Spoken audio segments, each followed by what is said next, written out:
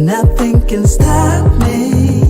No. 'Cause I'm addicted to what you and I realize. Lead the way, I follow.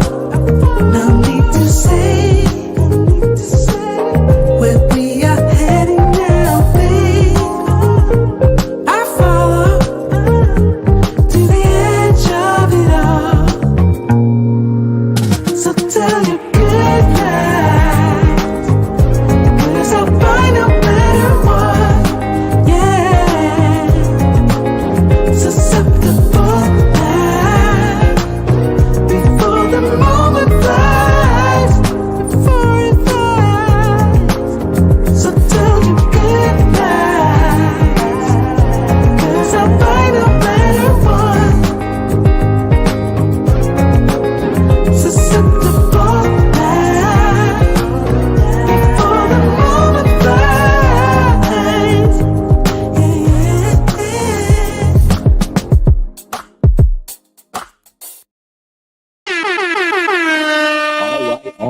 All right. We are having a great evening here on Andre and Andre's Love Crossing Borders this Sunday night. We got a question for you guys. When it comes to how you're treated in the United States, well, this was presented by another brother, and he said that his hoe treats him better than your wife. So I present to you guys that question from our brother Pablo Frescobar.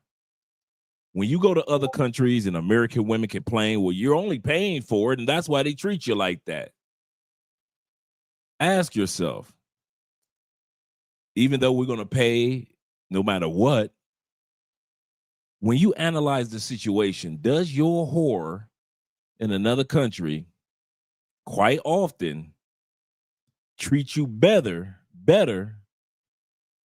than wives treat their husbands quite often in the United States? The reason why I'm presenting that question to you guys, I want you guys to think about that, because they'll try to guilt trip you into thinking that you're wasting your proceeds. You should be back home spending them on them. You should be spending your cryptocurrency on them instead of being in Thailand or Philippines or Colombia. But I beg to differ. I say no matter where you get that bang from, you should enjoy the bang for your buck. So I'm going to turn this music on. We're going to have a good evening. We got a great video. Be ready to enjoy your eye candy. This is an eye candy episode. For those that's going to miss it, yeah, feel for you, bruh. But let me take a few minutes out to do some shout outs. I'm not going to do all the shout outs, but I'm going to take a few minutes out to do some shout outs. Let's get some mood music going. Let's get us some mood music going. Shout out to all you guys that are here. Yes, sir. All right, there we go. Adjust my volume. All right, cool. All right, we're going to talk about this topic tonight when it comes to American women versus foreign women. Who gets the men? If they were playing poker and the men were pushed to the middle of the table, and whoever has the winning hand gets the men.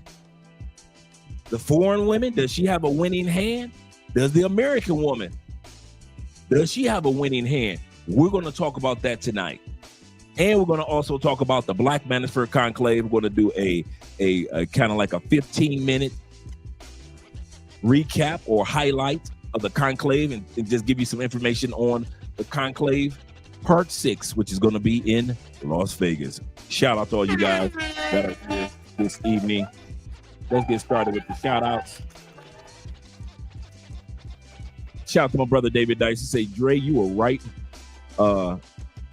He said, I went to service today and they were having, they were having political talks on the pulpit, pandering to sisters, talking about the 30,000 being, or the 300,000 being fired. Unacceptable. They didn't realize that that was a setup.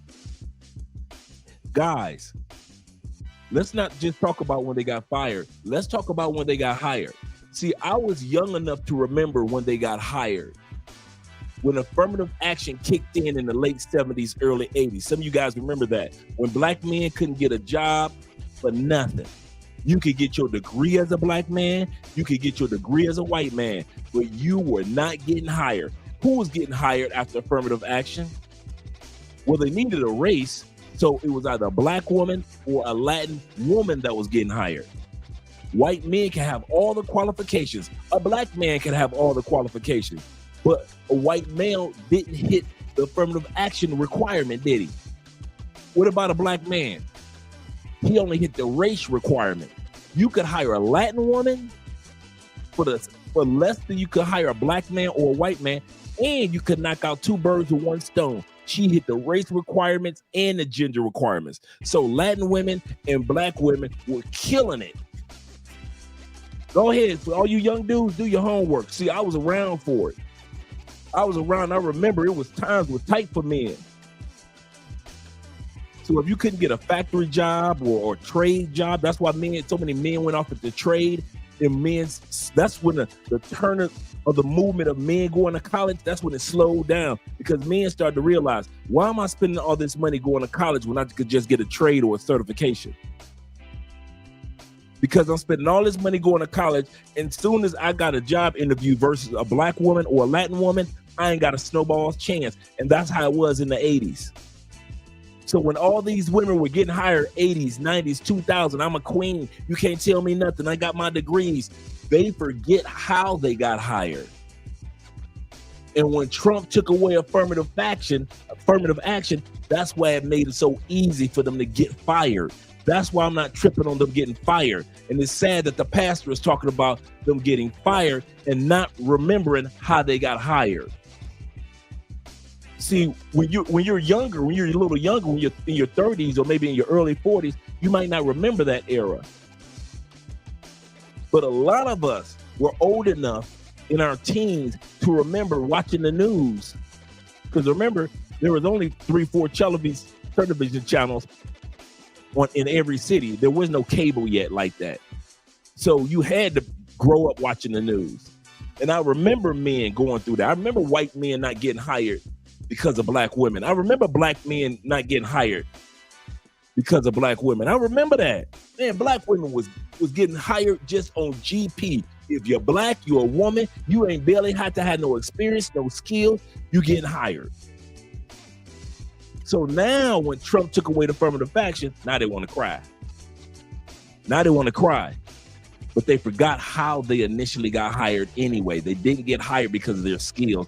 They got hired because of gender and because of hue, race. Shout out to you. He say, not going back there to that particular church. Nope. We went to church today, man. After we got done talking, I actually did an analyzation of our church. Our church is 40% men. 40% men of all different races. Our church race is 25% Afro-Colombian. Dang, all the usher board and the deacons are Afro-Colombians. So it's definitely a hodgepodge. Like I said, they got 3 services. Each service holds 700 to 1,000 people.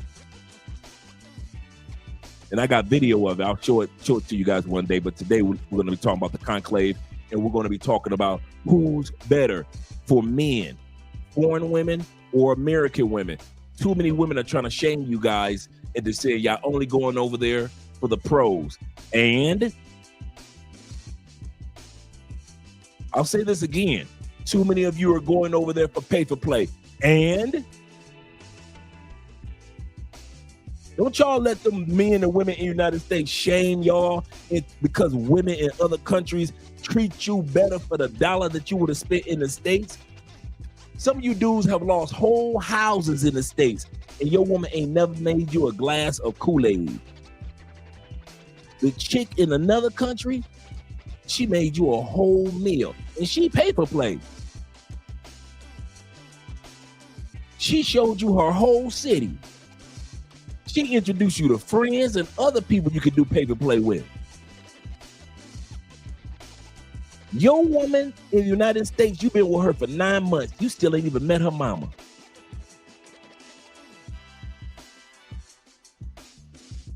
Don't let them shame you, dudes. I kid y'all not.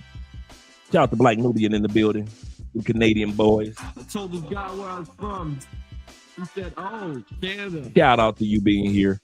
Shout out to you guys supporting by way of PayPal, Cash App, and Super Chats, as well as supporting by way of a Patreon. Let me make sure I got the Patreon link out there for you guys. I got some things I'm about to put in the Patreon coming down the turnpike. And we appreciate every one of you guys that support us. Appreciate everyone, because I got 2 books that I'm about to release in the next month. And you know, every book goes free on the Patreon. So those who are part of the Patreon, the $15 and above, will get every book that we have absolutely free on the Patreon. Shout out to you guys being here. Appreciate it. Oh, goodness gracious. We got 41 in the building. Hey, 41. I got your back tonight, baby. You gonna love me for this one. Y'all might as well clap already. Y'all gonna thank me for this eye candy tonight. This is an eye candy episode. Oh, I got your back, baby. I sat up here. It took me 5 to 7 hours to edit this video for your viewing pleasures. When it comes to American women and foreign women and why you should go foreign. Oh, you will thank me this evening, kind sirs. Yes, you will. Shout out to J3, numero uno. 813, Trigger City. Let's get it. My bad. There we go. You really like that thumbnail? I like that thumbnail too. That thumbnail says it all. It says it all. Shout out to my brother Kitty People in the building. Janet Jackson, infamous pick. Yes, sir. Yes, sir. Shout out to you. And shout out to Kitty once again. Good evening and salute to you as well. Let me scroll down a little further. My man, Mr. Darkest, the Navigator, kind sir, the Navigator. Come on, Brother Dre. Drop the gems on us. Yes, sir. Yes, sir. We're going to have a good time. Like I said, we're going to take about the first 15 minutes. We'll go over, just do a quick recap of the Black Manosphere Conclave. So for those of you that didn't make it to Miami, you're going to get a chance to see what it was about. I'm going to narrate it through. We're going to have a good time for the first 15 minutes. But after that, baby, you might want to get a drink for this one. This is Sunday night, too. I hope you guys enjoyed the fight the other night. I didn't get a chance to see it, but I hope you enjoyed the fight yesterday. Shout out to my brother, Ronan Travels. Good morning to you, my fellow brother, my fellow passport traveler, my fellow Black expat. Appreciate you, man. I really do. Once again, shout out to my man, David Dice of the Dice family. He said, the family, Andre and Andrea, what's good, chat? Yes, sir. Let me scroll down a little further. And my favorite YouTube name, The African Wolf, is in the building. He said, let's get ready to rumble. We got that type of show tonight, guys. Shout out to my brother Christopher being in the building. Chris says this for Class 7. He said, good evening, Andre and Andrea, LCB. He said, Class 7 in the house. Yes, sir, man. We had a good class today. Good class this week. He said, love to all the great brothers and much love to the ladies that support them. Yes, sir. Yes, sir, man. We got the ladies that support us who travel. And that's another thing. This episode is dedicated to let you guys know that the women in other countries support you. Don't worry about what the women back home are talking about in Canada. Don't worry about what the women in the UK are talking about. That's why you don't see me on panels trying to explain stuff to women in the United States, do you? When last time you saw me on a panel full of women? You know why? Don't care. I don't care what they think of us. Man, I do not care what they think about what you do with your money when you get off the plane. And if I'm not getting on a panel full of women trying to explain to them in Canada or UK or the United States, you dang sure I'm not about to sit up here on a panel trying to explain to men why we left the United States. That ain't none of y'all business. Either you gonna come or you gonna stay. We ain't about to sit up here and spend 4 or 5 years as passport bros, expats, blue book gentlemen, trying to explain to y'all about why we left the United States. We left the United States, first of all, because of the United States. Y'all so naive enough to think we left the United States because of the women. Are you crazy? We left the United States because of the United States. Don't nobody ever want to say that. You know what? That's an episode right there. That's an episode right there.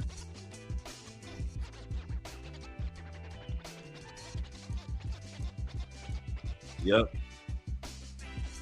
I'm going to do a whole episode on the truth of the economic opportunities, the medical care, the better foods, everything. We left it. I want to just nip it in the bud, get it out of the way. We left the United States because of the United States. We love the United States. You ever have a woman that you love, and you was in love with her, but you still left her?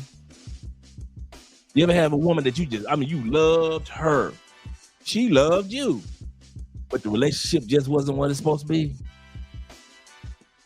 And you still got love for her. Like if anything ever happened to her, you got her back. That's me in the United States. I ain't got nothing but love for the United States. I'm red, white, and blue just like you through and through. If she need my help, I got her back. But that being in front of each other relationship, it just ain't working out.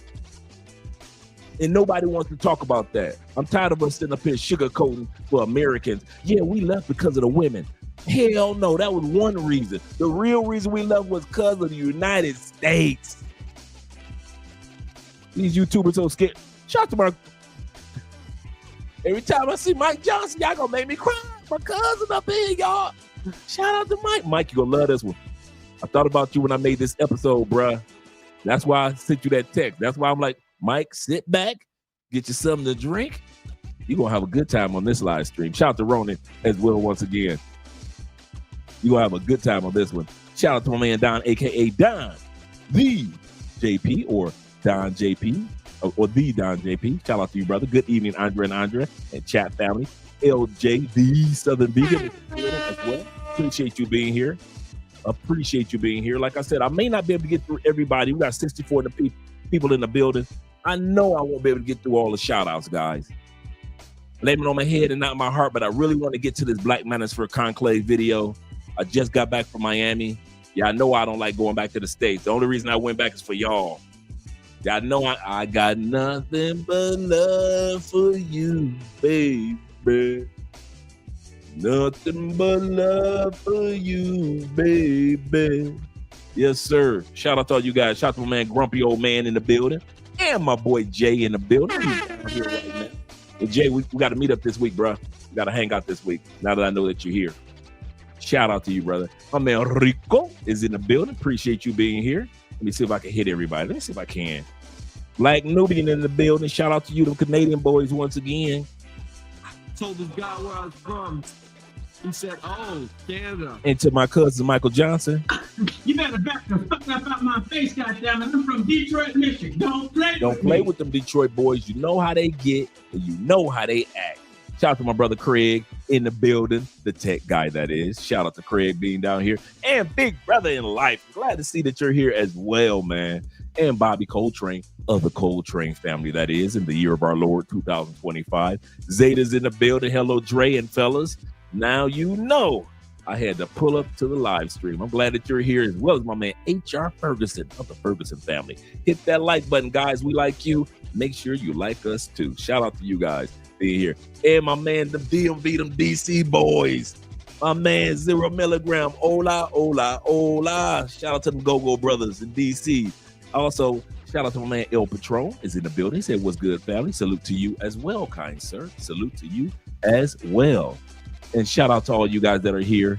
MJB is in the building, as well as my man Jermon is in the building. And Chris representing once again. Chris said, he said, "I just sat back and laughed hard. It's sad that many are so lost." Yes, yes. Once again, shout out to Jermon in the building.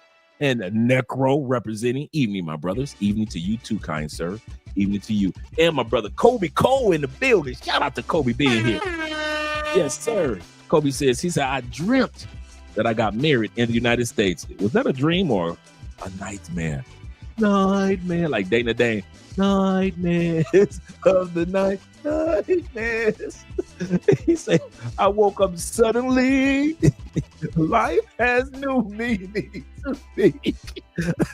Oh, man. He said, I woke up suddenly with a cold sweat. I ain't mad at you, brother. I am not mad at you. If I had a dream that I was married in the States, dude, if I had a dream that I was married in the States, buried in the States, bruh, I already told y'all, if I died in the States, me and God would have to have a long conversation in heaven. Lord, that wasn't funny. I'd be happy to be in heaven, don't get me wrong. But I'd be like, Lord, you need to stop laughing. That one, come on, Lord. Don't see. Oh, so you gonna laugh at me? You gonna laugh at me? I'm gonna just stay here till you get done laughing. You really think that was funny, Lord, didn't you?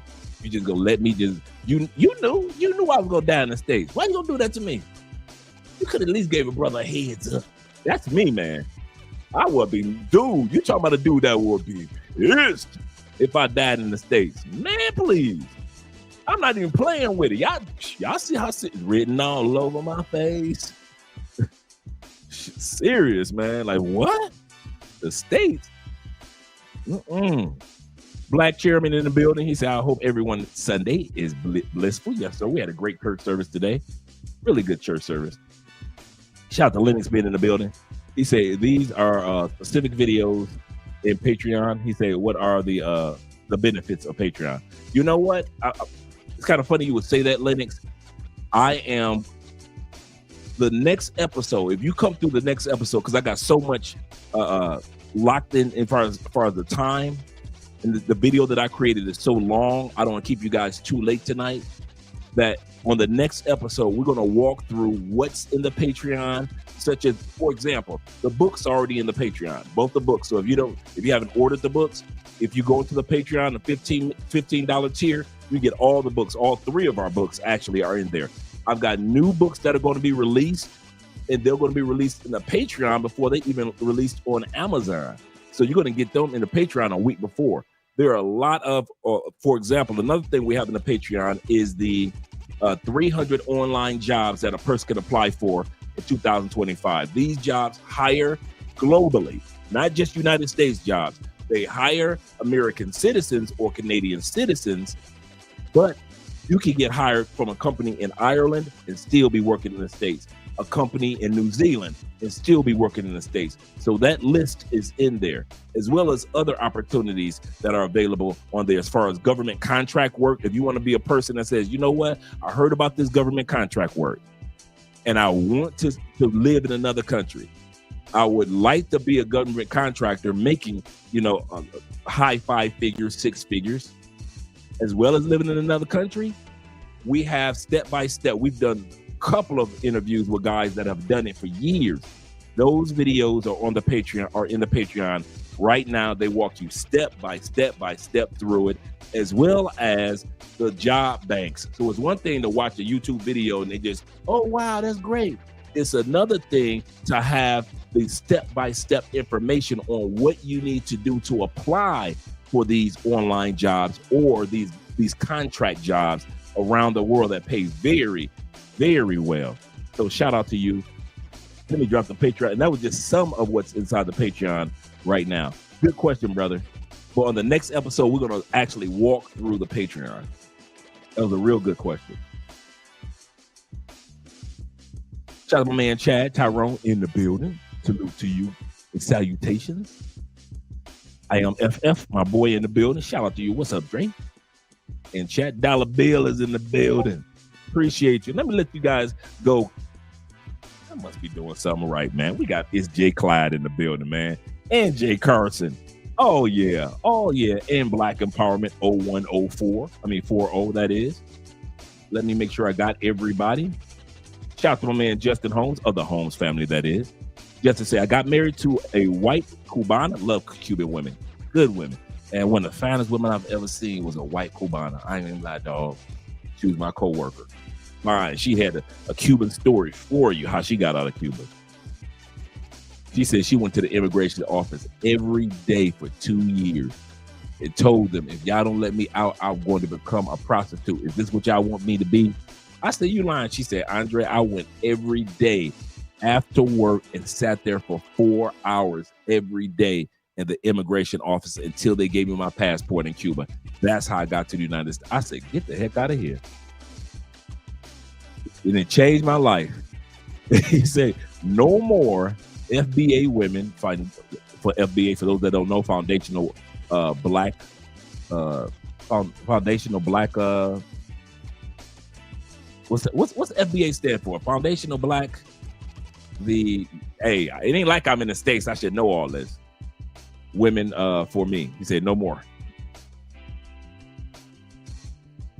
He said, can you send the, yes, I just dropped it again. I'll drop it one more time for you, brother. Thank you for asking. That was a real good question that you asked.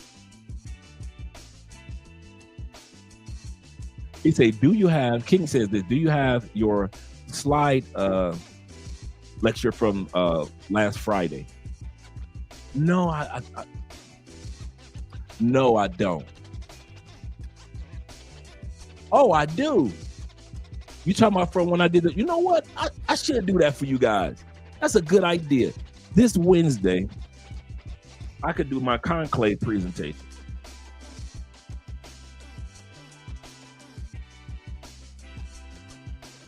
And I could share that with you guys. That's a good one. And I could actually put that in the Patreon as well. That is a real good one, man. Good thinking, guys. Teamwork.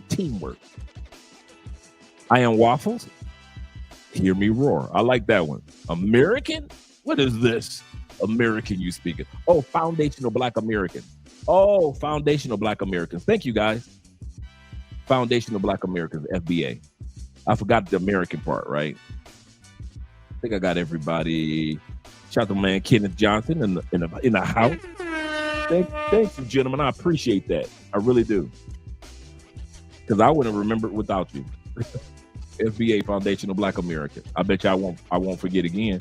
I probably will, but all right, we got 68 in the building. Let's get ready to get started. I'm about to change the mood music right now. Actually, I'm about to turn the music down for a second.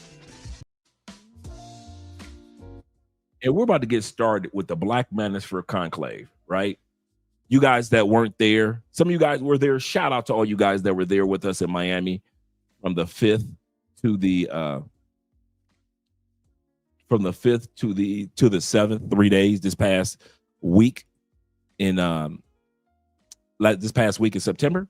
And appreciate all you guys that showed up, and man, meeting you guys face to face just blessed my day. I kid you not.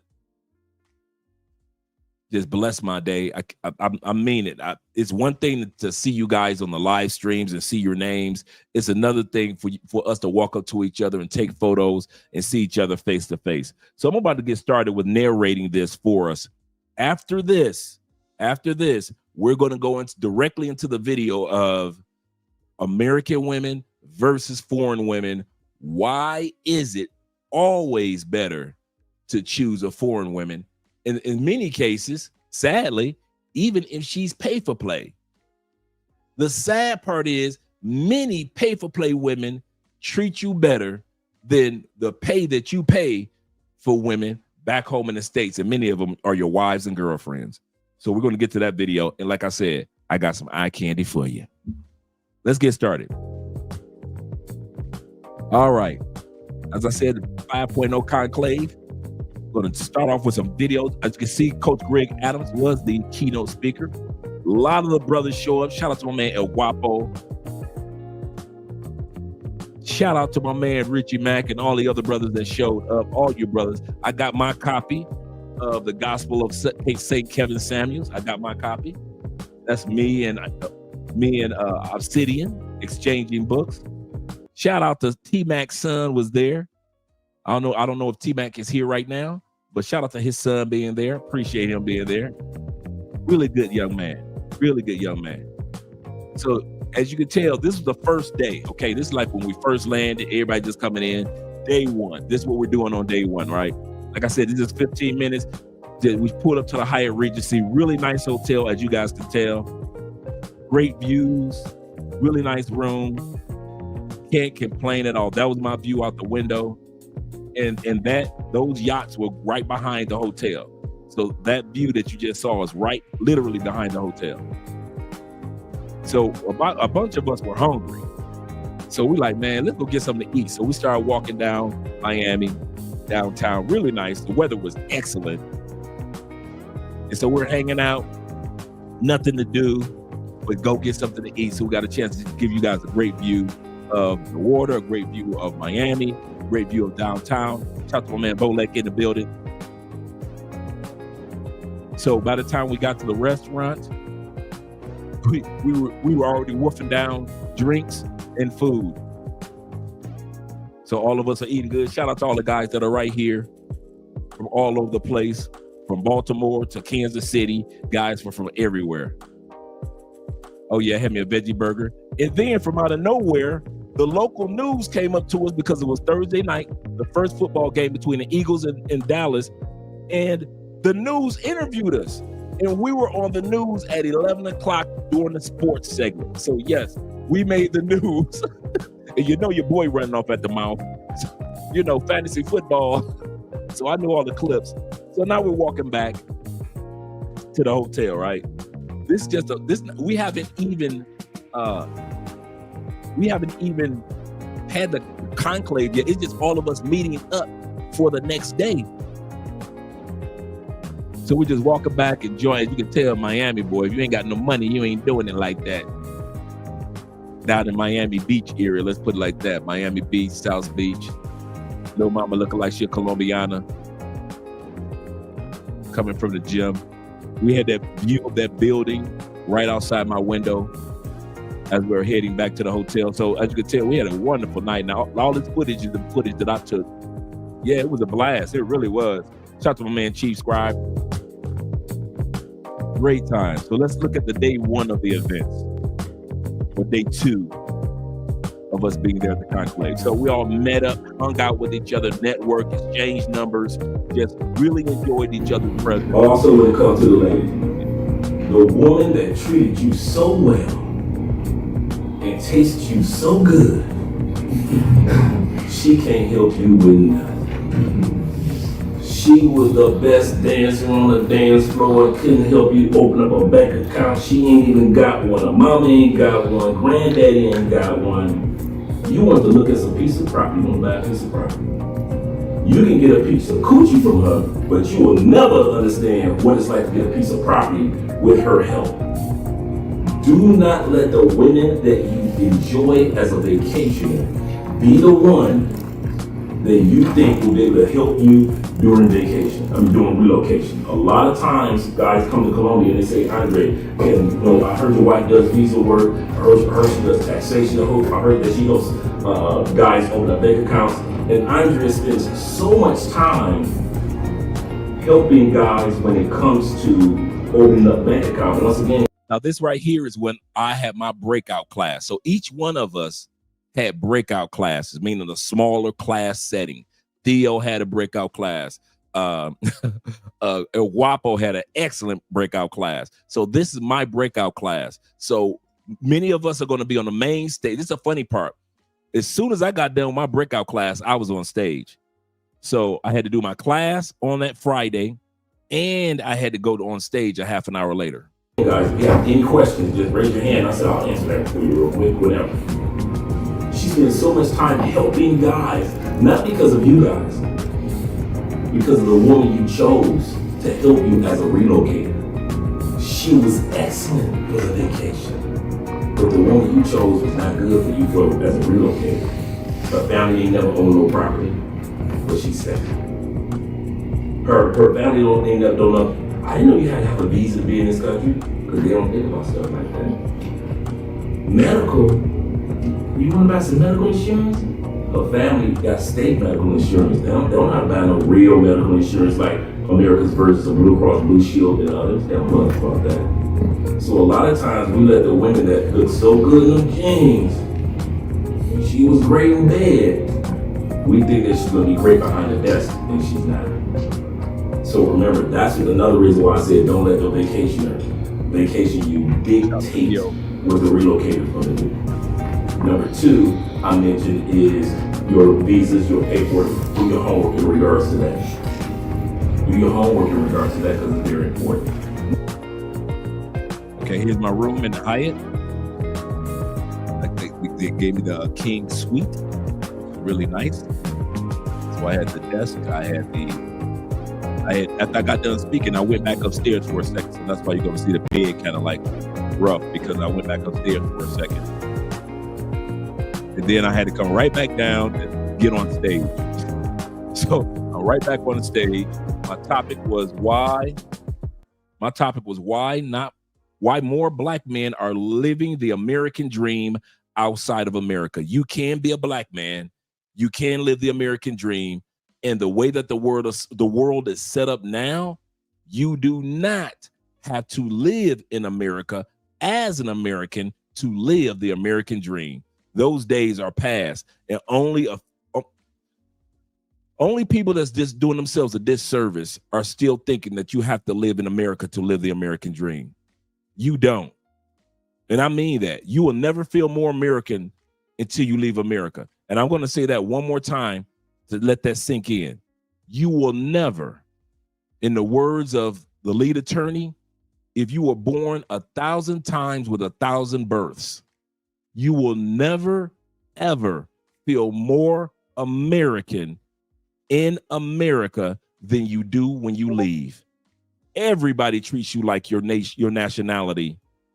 They first. They treat you like your race last. You think you're going to leave the rest of the world and say, I'm black. Nope. The rest of the world is going to say you American.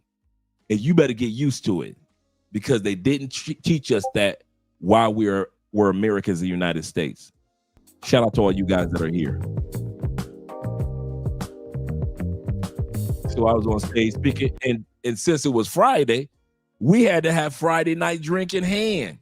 So shout out to Friday night drink in hand. So El Guapo went and got me a glass of scotch from the bar, and your boy got a chance to enjoy Friday night drink in hand live. Oh, y'all didn't think your boy gonna get on stage and have a good drink? What? Come on, y'all know me better than that. Y'all know me better than that. Now, while I was on stage, Theo was giving his class, his first class in the classroom setting. Then I got done drinking, and Guapo took me to a speakeasy at the Intercontinental. So we went and had some more drinks, had some more to eat, had a good time, really nice. So here's day 3 of the Black Man's First Conclave. Beautiful day. That's Bay Shore by the mall, where the wheel is, where the Eye of Miami is. Shout out to Coach Greg Adams. That's not true. And I say, well, I want to ask you something, ladies 35 or 40. Would you take life advice from the 24-year-old version of yourself? I wouldn't take life advice from the 24-year-old version of myself. But typically, as a man, we take life advice from 24-year-old women. As you could tell, Coach Greg Adams, shout out to Coach Greg Adams. He did an excellent job. And he had a question and answer session. The only thing that surprised me about Coach, y'all see the size of that podium?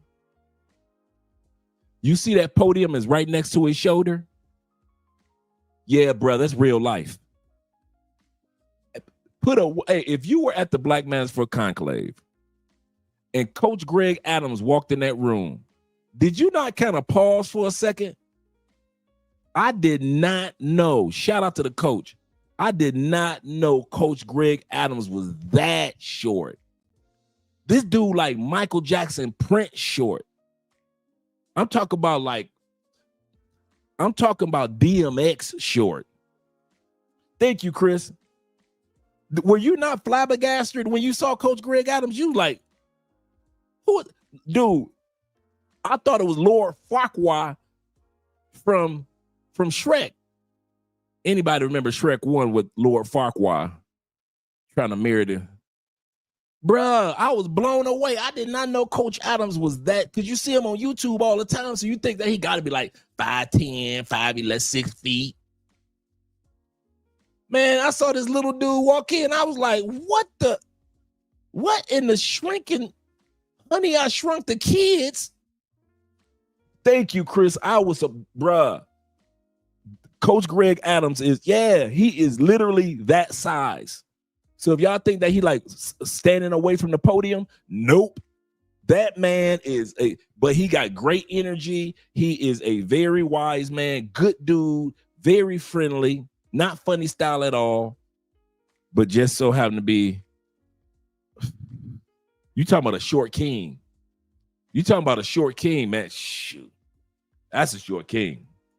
But he's a good dude. I won't lie to you about that. Good dude. I want you to think about this. When she's 24 and big old brown eyes. Yeah, that Wolverine height. That glowing skin. And she's telling you, ooh, do this. A lot of guys don't know that Wolverine in the comic books is actually a short dude. Yeah, he's shorter than Richie Mack. He's shorter than Richie. You know Richie's short. Yeah, he's a short dude. I didn't know that. Yeah, Prince and him prove that women be capping about height. That's so true. So true. Do that. We're gonna be together forever. And I'm gonna do this to you. I'm gonna do this. I'm gonna wash this and clean this. I'm gonna do this and that. You're like, oh, I'll be one. Dun dun dun dun. Then she turns 34. You just hinged your life on a 24-year-old woman's mindset. Does it make sense? I'm hardcore. I mean, think about it. My wife, I married her at 25. Divorced her at 34, 33, 34. I literally did that. I hinged my life on the 24-year-old version of herself. And then when she changed, which is expected, she then was 34. Like, nah, I'm not that woman anymore. So this is what we do. We have to understand that. Even at 34, when she turns 44. So it's about a good 300-400 brothers in there in the room. That doesn't include all of the 3 breakout rooms. So there were 3 breakout rooms that were taking place. And they're going to do that again in Las Vegas. So they're going to have, while one person's on stage speaking, the other 3 or 4 rooms are going to have classroom settings that you can actually have a more intimate conversation with the speaker. Completely different woman. So you gotta be ready to anticipate it, or else you'll learn. And then while he was in there, your boy was out. I had, bless you guys. You know what? I want to say thank you to all you guys that purchased the books. All you guys that purchased Anywhere Possible. All you guys that purchased Stop Making Excuses. All you guys that purchased the 44 Laws of Travel. The next book I got coming out is on 10,000 discounts that you can use around the world. $10,000 worth of discounts that you can use around the world. And the other book I have that's coming out is called The Unshakable Man. How to be a man of pure, unshakable confidence. And so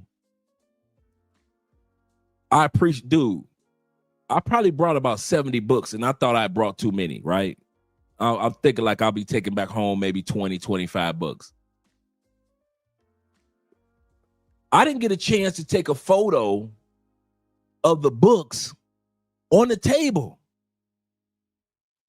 It's like what Coach Greg Adams is in there, you guys literally purchased everything right out the gate.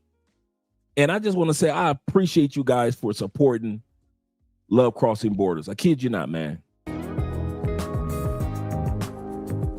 Shout out to my man MAB who made this video. I do.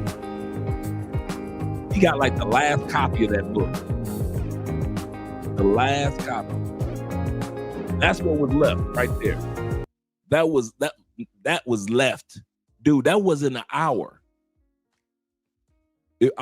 If I had, dudes were asking me about the books, man, day 4. If I had a thought about it, I would have had books for each day because I didn't think about the guys that were coming in the next day and coming in the next day and coming in the next day off the flights. So when guys were getting off the plane, first thing they were asking, like, Dre, I know you got a copy of your books. And I was like, dude, they sold out in an hour. Richie Mack was looking at me like, dude, What happened to all your books? Obsidian looking at me like Obsidian got like 80 books left and some t-shirts. They all looking at me like, Dre, your book's going on. I said, bruh. So I want to say, man, I really do, man. I appreciate the support that you guys. And yeah, I signed every one of the books. Thank you and bless you. I appreciate you, Chris. I appreciate every one of you guys, man. I really do. I don't take that for granted. It just lets me know that I'm going down the right trail when it comes to giving real solidified information. I don't just write stuff to write stuff. I write it as if I was opening up the book for the first time and I was I write the books from the perspective of this. If I was sitting on the couch, I kid you not, if I was sitting on the couch in UK, because I got a bunch of information for UK in here, Canada, or the United States, I'm sitting on the couch, my money right, I'm retiring in the next 5 months, 5 years, or 15 years. I'm about to retire. What the heck do I do to move to another country? I'm seeing all these brothers living great lives. They're saving money. They've got great, wonderful women in their lives. They could travel here, travel there. What do I do? I'm on a couch. I wrote it like the Everest commercial. I used to write it like I used to work for Everest when the brother said, you sitting on the couch, you ain't doing nothing with your life anyway. Remember that commercial? I wrote that book from that perspective. From chapter 1, as if I was sitting on my couch and I knew nothing about relocating, nothing about traveling. What the hell am I supposed to do? I wrote it from that perspective. All the way, I call it from couch to country. I literally lead you with these books from your couch to whatever country you want to live in. I kid you not. And I appreciate you guys for supporting all the hard work that I put in regards to that. I didn't just throw something together. Hey, ChatGPT, that no, your boy put in the work. Let's go back to the video real quick. Like I said, we got, hey, for all you 93 guys that's here, just give us a few more minutes to finish this off. And you gonna thank me for this video tonight, because you gonna get your eye candy on. Yes, sir. The next video after this one. Shout out to all you guys being here. Okay, let's look at the yacht party, which some of you guys saw the photo of me looking bored. So these are the ladies, just some of the ladies that joined us on the yacht party.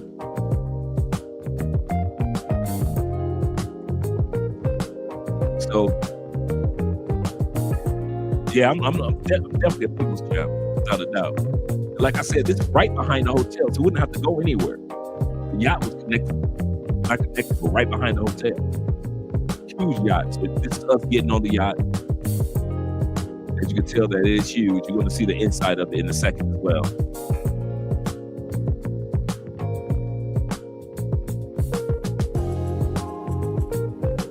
That's the hotel. More ladies coming in. And we didn't know where they got these ladies from. Boys clean. That's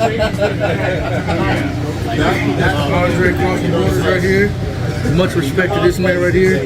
Very, very serious, very good information. A blessing. Oh yeah. A blessing to me. Yes, sir.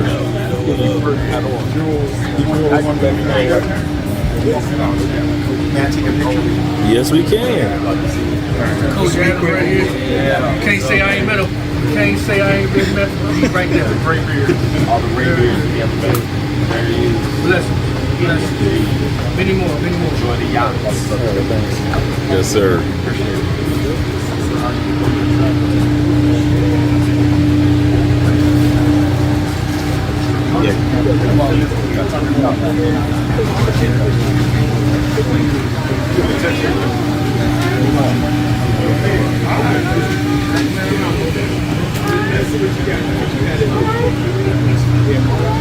All right, guys, I'm going to take you upstairs.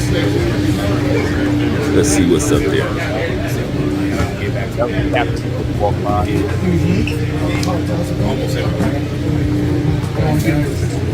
All right. So let's see what we got up here, gentlemen.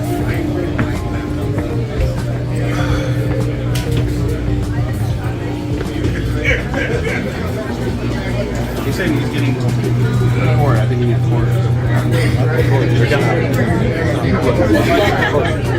All right, brother. Everybody lined up with drinks. Well, y'all looking clean. The legend. Them grown folks looking clean.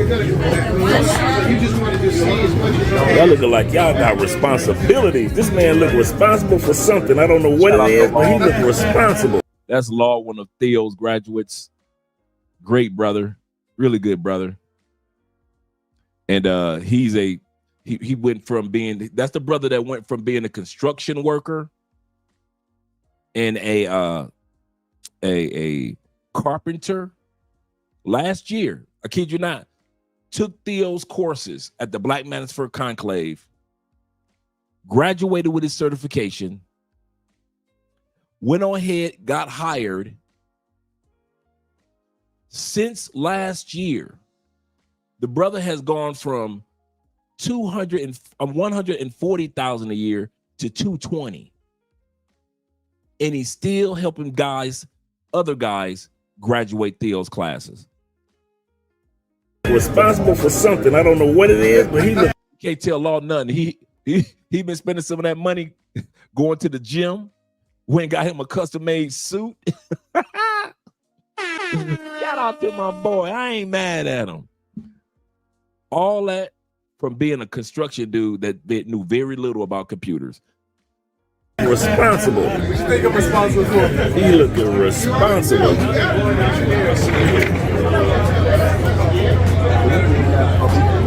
There we go.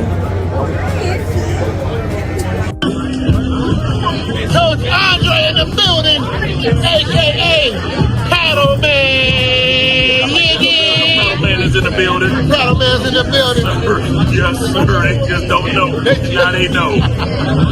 It's not their first time. It won't be the last time. It's not their first time. It won't be the last time. Shout out to my man, Coach Andre. I get to see him once a year, so that's my guy, man. We're going to do it in Columbia, right? We're going to go big in Columbia. We got fun on top of fun on top of fun.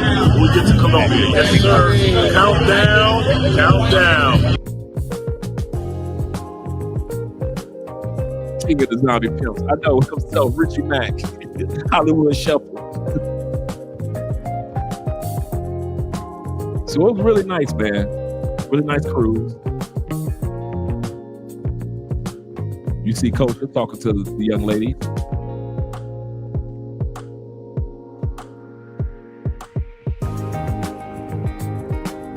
Wake up the next morning. It's time to get ready. Next day. Glad I spoke on Friday. Because this is Sunday now. This is Sunday. Day 4. Last day of the conclave. We got my man Theo is the speaker for most of the day of the conclave. That's when Theo starts us all with our class, first day of class. Prepares us for our first day of class. This has been the first week of class for those that made it to the conclave or those that made it virtually. The first week of class. So Theo had us up there for a few hours, preparing us for the first day of class. You see, brother. This right here. This is what they never show you on YouTube with black men.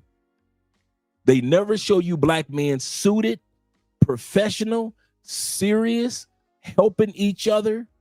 Theo didn't just, believe you me, Theo stood there and made sure all of the guys that were in the other classes prior to this class helped us. So it wasn't Theo walking around helping everybody. It was everyone who had already graduated or were in the other class like class 2023 and 2024. They were there helping the class of 2025. Yeah, no water in Vegas, but you do got my Raiders. Shout out to them Raiders.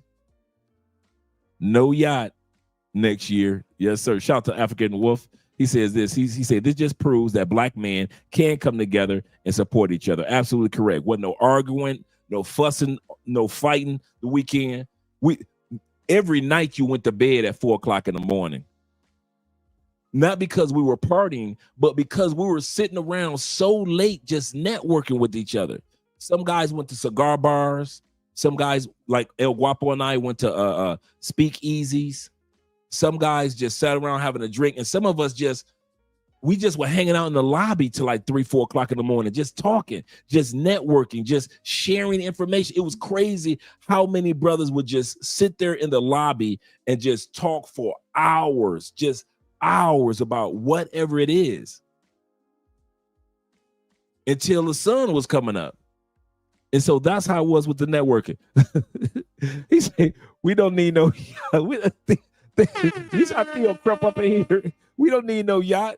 Hey, as long as they do it in Vegas, and I got my Raiders, I'm going to go to the Raiders Stadium because they do tours.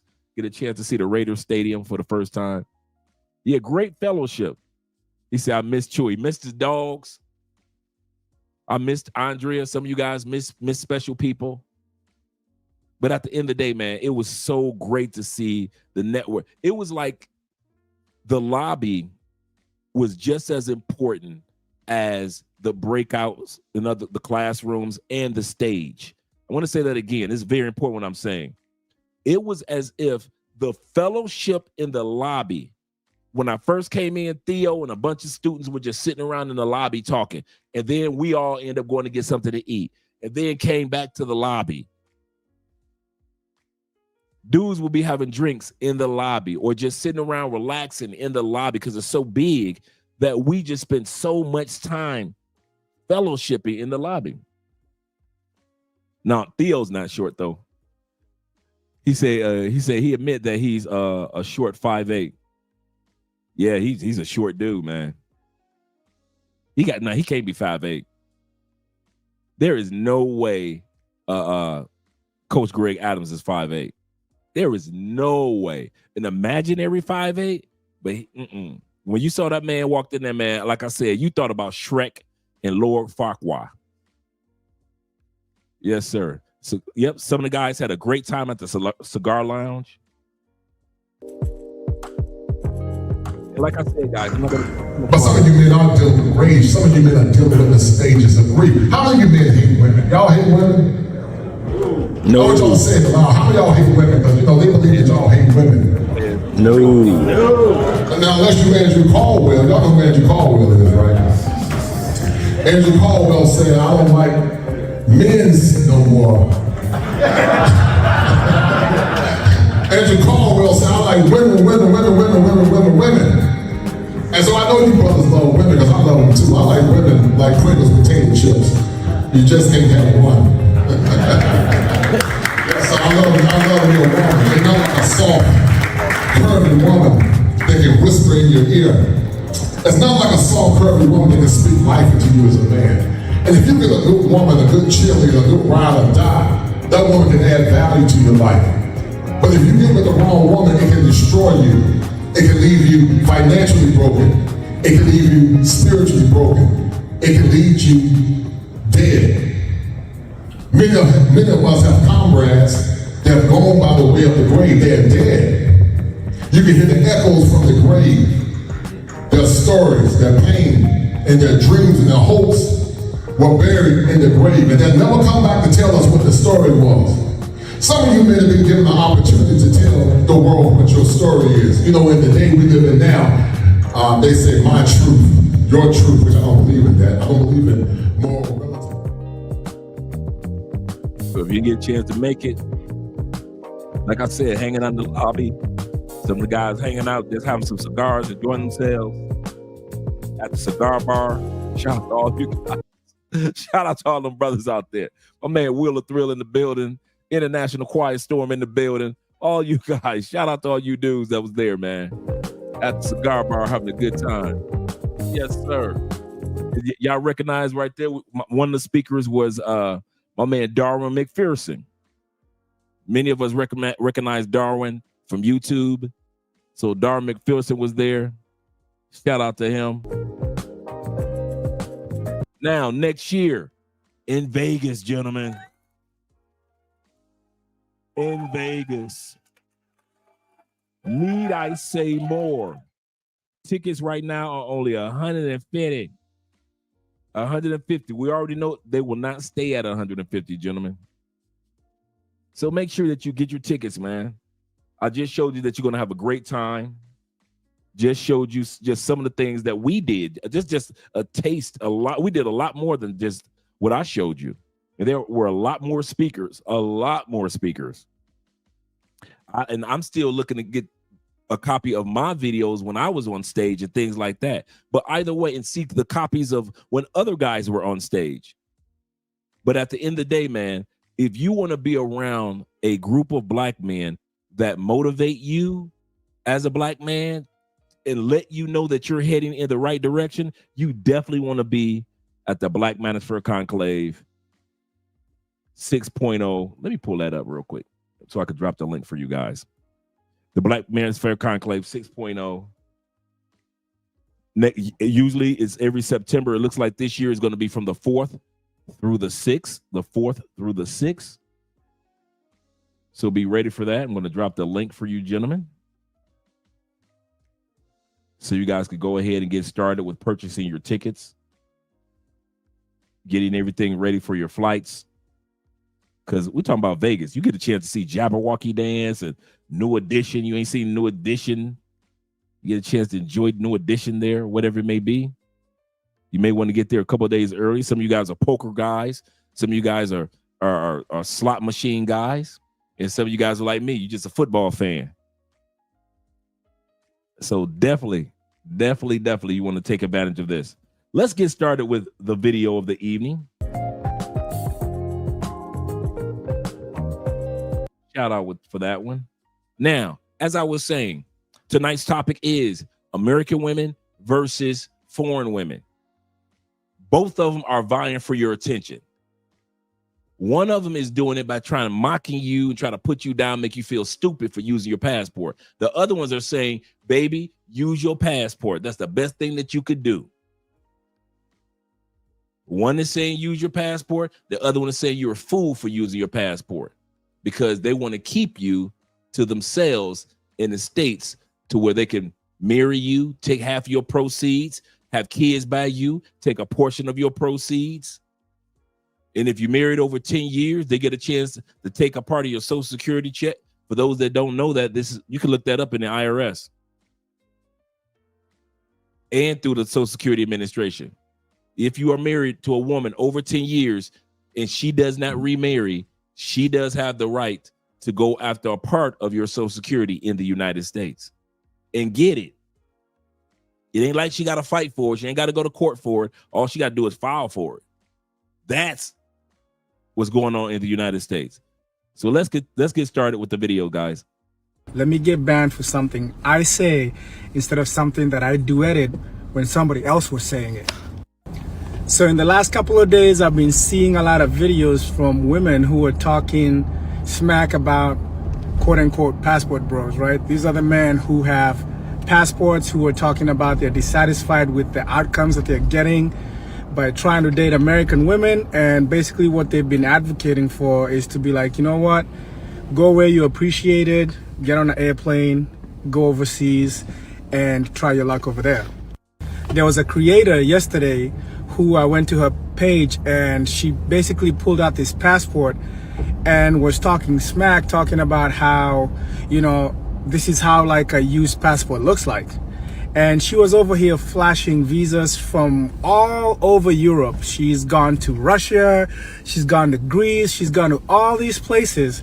And her whole premise was that, you know, all these passport bros who were talking about going overseas are showing you passports that are not used. And what I did was ask her, I said, you know, what motivated you to go to these places? Were you going to these places to look for love? And she kept deflecting and she kept ignoring my question, which was very specific, right? And most of us knew that would happen, because we know this, and it's not a mockery. I will say this again, this is not a mockery. It's just, it is what it is. Women with passports don't enjoy or even get the same results that men, no matter what race, color, creed, And it doesn't matter what race, color, or creed with women. Women do not get the same experience and the same results that their male counterparts get when it comes to a passport. So when I see a woman bragging about her stamps, and I got 50 stamps, I've been to 50 countries, and what was your experience?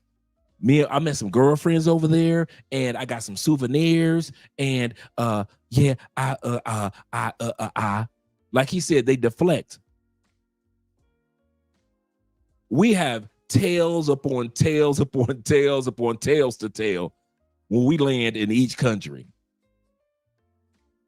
And so I already knew when he said that when she was bragging about her stamps, that what would happen is she would deflect when he said, did you find any love? Did you find anybody that you really liked over there and you spent time with them? And she deflect. Yep. Why even cater to her? Yep. Why he even cater to her anyway? Right. There's one thing to travel for fun or for the experience of life, which is what a lot of women do. But the minute a man says that, hey, I'm going to travel overseas specifically to look for love, specifically to look for a woman or a partner that can complement me and my life and the things that I value, then it becomes a problem, because then the women are starting to call them, oh, these are pedophiles, these are groomers, these are whatever you want to call it.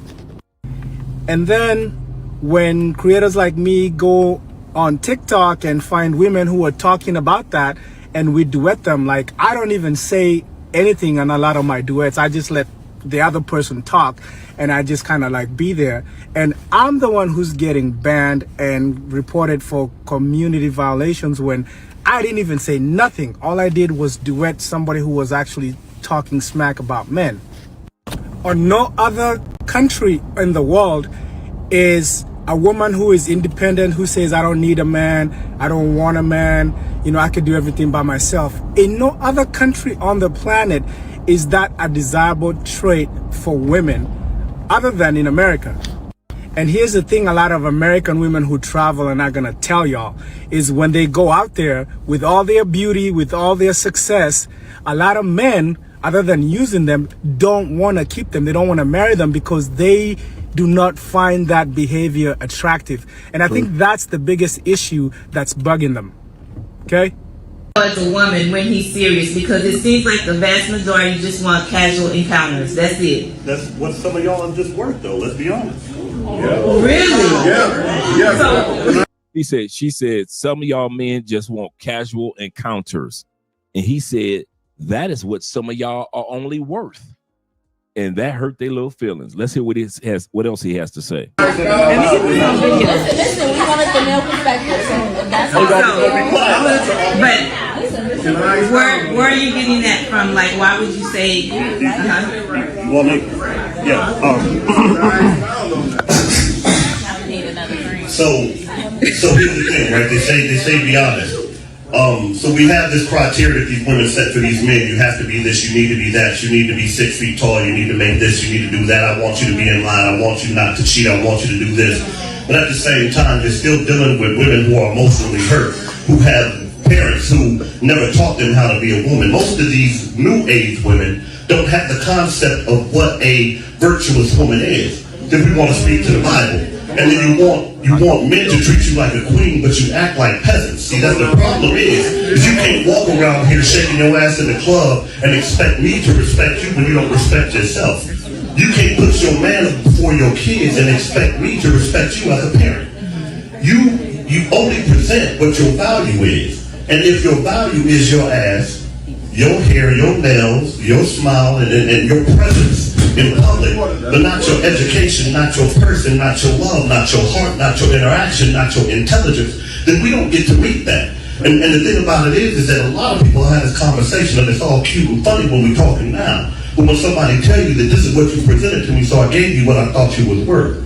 The thing about it is that ain't nobody coming to you nowadays, like the young lady said, with respect as a man, because I deserve the same respect you do. So what makes you think that I should value anything less than what you show me? And most of these women who are out here are drinking in the club, tore up, laughing, joking, and that's great, have a good time. But at the same time, if you don't carry yourself like a lady, what is a man supposed to present to you? If you don't carry yourself with respect and class, what the hell am I supposed to present to you? If you look like ass, I'm going to treat you like ass. And the truth about it is, everybody wants affection. Everybody wants to feel wanted. And what women have done nowadays is replace the whole being attractive and being somebody of stature with the idea of being desired. Because the more men that want her, the more powerful they are, and they think that's going to get them a good man. You could have all the money in the world, you could have a good job, you could have a banging body, you could do all of this and still be messed up in your head, and it makes you the most unattractive person ever. But this is what we get. And for every woman who sits in this room and says that I am not that woman, 4 of your girlfriends are. And the bad part about it is that I ain't got a deal. He said for every see, they were sitting around thinking, not me, and he got them. He waited. See, I'd have threw it out there early, but he waited for every woman in here that says, not me, 4 your girlfriends are. Yeah, somebody said he need to just go ahead, drop that mic when he get done. With the conversation and laugh and joke, and I could get mine off and just go home. Then why would I have to go through this with you? Women that react really negatively towards passport bros, they probably kind of feel rejected, and like their pool of men is getting smaller, and they're like, oh, why are you going overseas? Just always this shaming men for their preferences, for what they do, for what they don't want to do. Like, there's so much of that going on. Your reaction was so positive. It's like, no, what's wrong with it? And then you described it, and I said, well, yeah, that's sensible, but I think it's the label that just made me dismiss it all the time. Yeah, you had a very negative reaction to it. Well, mine was very positive from the start, but I really think it's because you look at it from the red pill perspective, and I look at it from just a normal perspective. What's your advice for passport bros? My advice would be to just do what you want to do, live your life. Don't listen to people who judge you or shame you. It's your life, you only live once. The only thing I would say is before you make an important decision, obviously be careful, do your research, plan things out. If you meet someone, take your time, go on vacation a few times first before you actually move. But basically, what you want to do is what you can do. So just go for it. That's what I would say. To all of the damn single black men out there that keep hollering about they going out of the country to get them a wife, y'all better sit y'all ragged asses down and be content, do right, and find you a black girl right here in this great United States. So we're starting to see a lot of hate from these agents of the Matrix on passport brothers. Right now, passport brothers are under attack by all kind of people. They are not happy that you guys are getting your passports and deciding to leave.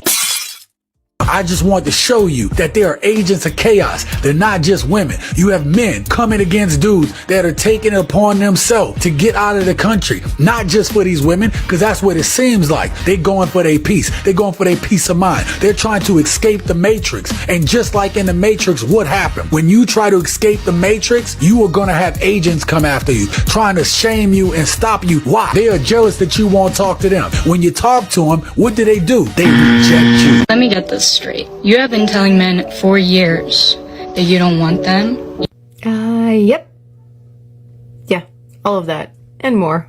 Have you seen the video on this app right now that's saying men are so damn disgusting that there's absolutely no question sexual orientation is not a choice? Better yet, have you seen the hashtag K1LLAllMen that was used 137 million times before anyone decided that could be problematic? Did you see the one where all the women were openly mocking men's mental health awareness? Yeah, that's nice. If you grab a notepad and a pen, I bet within 20 minutes you can find at least a half a dozen reasons why men are misogynistic, up to and including offering to change a tire, carry something heavy and open a door, pull out a chair at a restaurant. Hashtag all men are trash, hashtag all men. I mean, really, it just goes on and on and on. And with all that being said, and there's probably a ton that I have missed, you really gotta wonder, I mean, they're obviously bothered enough to make videos about this topic. But why? They're literally screaming at the top of their lungs, we don't like you, we don't want you, we're strong, we're independent, there is nothing about your existence that benefits us. So why are they so bothered about men going overseas? Okay, I don't know what's going on lately, but I have seen a number of videos coming from men who are hating on their own American men who goes overseas and try to find a wife, you know. Like I said, there's two kinds of passport bro. One is genuine, the other ones are the Pookies and the Ray Rays, right? So I don't know why some of these men feel the need to come in and hating on the passport bro. Is it because you broke? You cannot go overseas and you call all these men lame and bald? I say some of you are also bald and overweight men. What are you talking about? All the women in the Western, like this modern Western woman won't even take a second look at your ass. Okay, so I don't know why you go and side with all these modern feminist cult members. Are you the penis police now? You going to police where all these men are going to stick their penis in? Like, some of you guys might wonder why she's so passionate about this. Because her dad met her mom in another country. She explains that in a longer version. I kind of cut this down. But the reason why she's so passionate, she knows that she wouldn't exist if her dad hadn't had the balls to leave the United States years ago, obviously, meet her mother in a foreign country. You could tell she has an accent, so dad stayed over there. And she's tired of hearing American women criticize men for doing what her father did. Shout out to you, brother, for signing up for the Patreon. Appreciate you guys who are signing up this evening for the Patreon. Appreciate you guys. At least 5 guys. We appreciate that, if you would. Also, shout out to my man, my Jaquez, my dude, my fellow Black Manosphere brethren, for the $5 love over on Cash App. Appreciate you, brother. Let's continue on. But I just wanted to give you a backstory of why she's so passionate on our behalf. why? What is the agenda? Did somebody pay you to come on TikTok and say, hey, if you go overseas to find a wife, you guys are lame as fuck? Well, I'm just curious as to why so many modern women are confused as to why men are leaving. You know, why we have the passport bros and men who are deciding to look for women elsewhere. A lot of women are asking the question, why? And some of them seem so oblivious to the point where they really don't get it. They really seem to not understand why men are saying, hey, we want to look for love somewhere else. So I just want to kind of address that and just kind of give them a little bit of the reason why a lot of these men are looking elsewhere for love and marriage and family and all of it. So the first reason or conclusion that I could come to is the fact that we are in a modern society where we have a world full of modern women. These particular modern women are the opposite of traditional women. Okay? So what that means is men are looking for traditional women. And most men have always wanted traditional women.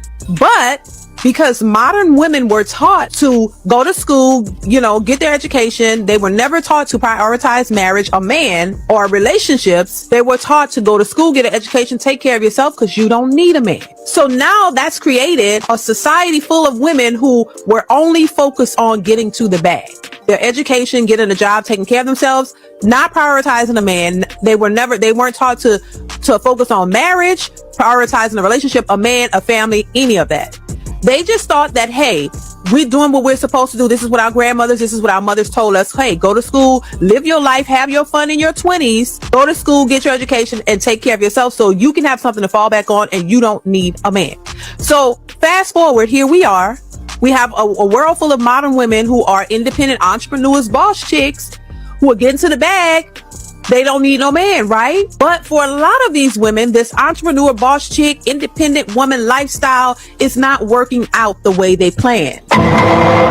Because when you choose that, that means there's a chance, a big chance that you may not ever get married. You may not ever have that family structure, that home, that 2-parent home. The majority of these women become single mothers because during that, have your fun in your 20s stage, they're having sex, right? And you're going through multiple different relationships, but not understanding that men value certain things when they're looking for wives. See, these women who had fun in their 20s and then when they hit their 30s and 40s, they were not prepared for that because nobody told you what hit. Now remember, guys, like many of us are said over the years, boss chicks don't mean celibate chicks.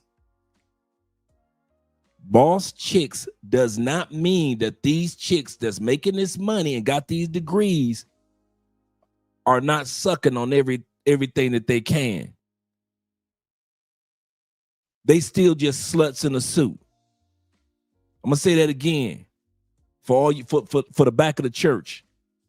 Many of these women, take it from us dudes that have worked in corporate America or work in corporate America. These women aren't successful in celibate. They are not successful in celibate.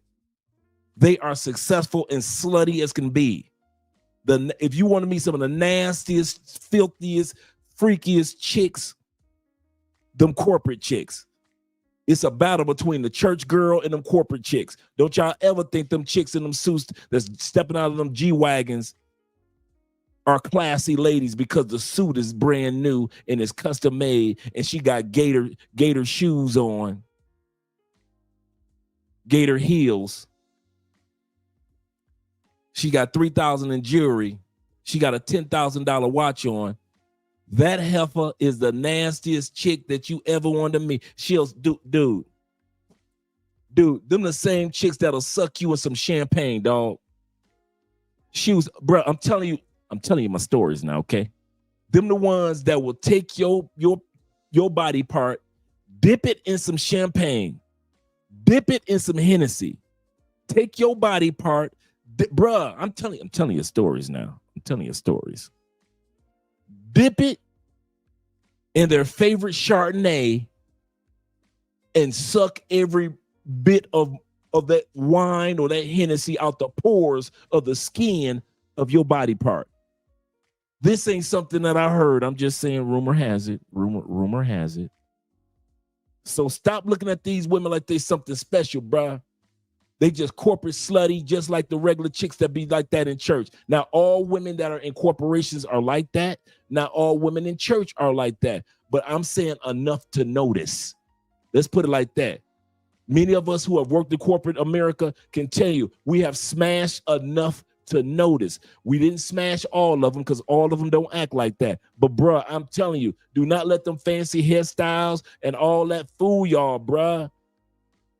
They just as slutty as the stripper down the street, bruh. Yes, sir. Yes, sir. Don't let none of this that y'all see on this screen fool y'all. The wall looks like.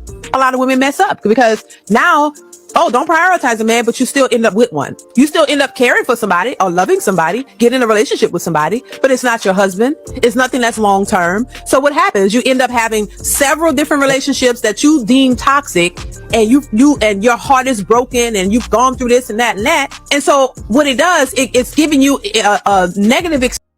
Now, we all know that the YouTube, those who follow the YouTube channel Earn Your Leisure, these some good brothers. They are all about business. These are 100% business brothers, right? For their YouTube channel. Experience in life. For a woman to be on Earn Your Leisure, and the topic is about Black corporate women find it hard or find it hard to find marriage. That's a sad commentary. They've never did an episode on why it's hard for Black men to find marriage. You know why? Because it ain't. It's not. But these women right here, they're good for making money. That's why I said they're good for making money. If y'all want the truth, bro, for real. These women right here, these corporate women, they are excellent for making money and having sex. I promise you. You go make some money with them. That's no doubt. That's no doubt. Even if they just a motivator for you. When you see her house, you say, I got to give me a house like this. And for the sex, when her needs come out the feed. If you think that these corporate women are good for anything else, you're a fool. or you haven't worked in corporate America before, and I got you. And you see corporate America, corporate women on TV, and they look like the diva that got it going on. Bruh, don't think that. Them same chicks like that one, we be smashing them in the parking lot. We smash them at happy hour at the cheap hotel across the street. Dude, smash them in the ladies' room. Go in the ladies' room, lock the door. Or that extra bathroom that's like on the 5th floor hidden in the back that most people forget about inside the building. And they don't remember there's a bathroom on the 5th floor way in the back. But you remember there's a bathroom on the 5th floor way in the, come on guys, y'all know what I'm talking about, in the back. And you tell her, meet me on the 5th floor on a Saturday, because you know all the bosses don't come in on a Saturday. I'm giving y'all some corporate game. All the bosses don't come in on a Saturday. So you either working extra work, overtime, or whatever it is, you tell her, meet you on the 5th floor. Only person know that bathroom is on the 5th floor is security, because they walk through there. But you know on a Saturday, security lazy as can be, so they ain't patrolling the whole, man, you breaking back seeing in that bathroom on the 5th floor on a Saturday. Okay, y'all think I'm lying. I'm not black, I'm Oche. Okay. He said you telling too much, Dre. I'm telling y'all, if you ain't never, dude, them corporate chicks, man, y'all, they got y'all fooled. Dude, if you got a corporate boss, if you play your cards right, you can run through you know how many my corporate bosses I done ran through. Man, I smashed my boss on her boss's desk. That's how nasty them heifers are. Dude, I kid you not. I don't know what she was thinking that day. Her boss was gone on a trip to another location for a second. I mean, like a business trip. So she's going to be gone for like 4 or 5 days. We're talking. I mean, this is a bad light-skinned sister, right? Which was my boss. We have been talking, flirting with each other for a couple weeks anyway. She hit me with the, "Are you coming or not?" I'm like, "What are you talking about?" And she named off her boss and she said, "She's not here for the next week. Are you coming or not?" Baby, do you know you talking to Dre the Ripper? Do you know you do realize you talking to 50 Shades of Dre? Man, walk right in that office. You thought it was a movie. We wasn't dumb. We slowly moved everything off the desk. It was like in the movies, we just smash everything off the desk and just get it in. No, we kind of like, okay, put this right here, put that right. Broke her back in on her boss's desk, and she was my boss. So when I tell y'all, man, stop looking at these corporate women like they to miss it. They're good for making money. Yes. They can help you out with making money. They make money themselves. Yes. And when it comes to sex, yes. Don't you ever think that they celibate and successful. Don't you ever think that. They not married and successful. They freaky as can be.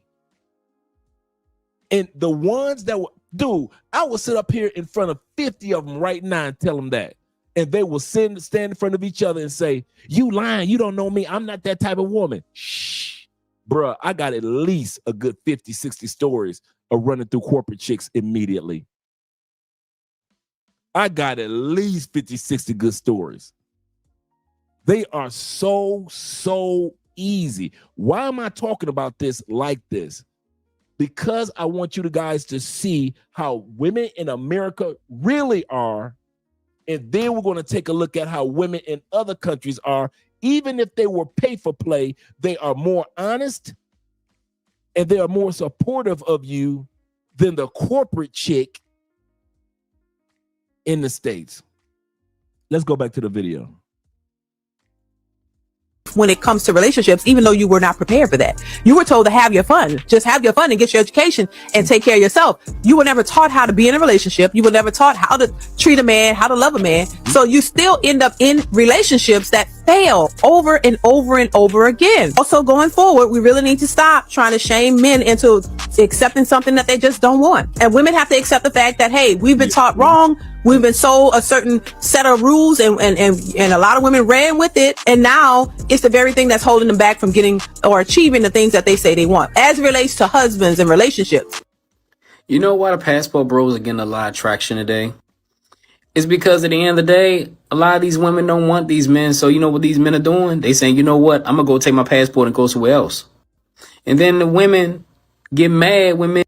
See, that's a myth right there about the passport bros. And about black men with black men with passports and black expats. That myth only exists in the United States. Bruh, can we stop telling that lie that don't nobody want us? The reason why we got our passports is because we don't want them. When are we going to be honest? The reason why we got our passports is because we ran through them. We got quantity. We rarely found quality. I have yet to meet a passport bro virgin. Ain't none of you virgins. All you dudes that had your passport, you were just as dastardly as I am. Or I was. Just as dastardly as I was. You was in the state smashing and turning up your mustache at the same time. You was smashing the mama, the sister, and the girlfriend, just like I was. So for them to try to set this narrative, you are just the guys that nobody wants. Shh. The problem was we got tired of quantity. Can we be honest? And we were rarely finding quality. That's why we left, ladies. Not because we couldn't get quantity. We was running through y'all like we was running through y'all. We was running through y'all. Y'all too easy to get. Y'all too, I didn't rich. And it don't matter what race. Don't think it's just sisters. Bruh, it don't matter what race, man. They gonna let you run through. I can easily say 99.9% of the women that I ran through couldn't even tell you my last name. And there's a percentage of them that can't even point me out in the lineup. It was so many one-night stands. If they said, okay, we're gonna line up a bunch of men. They couldn't point me out in a lineup, and I just smashed them 2 weeks ago. That's how it was in the States.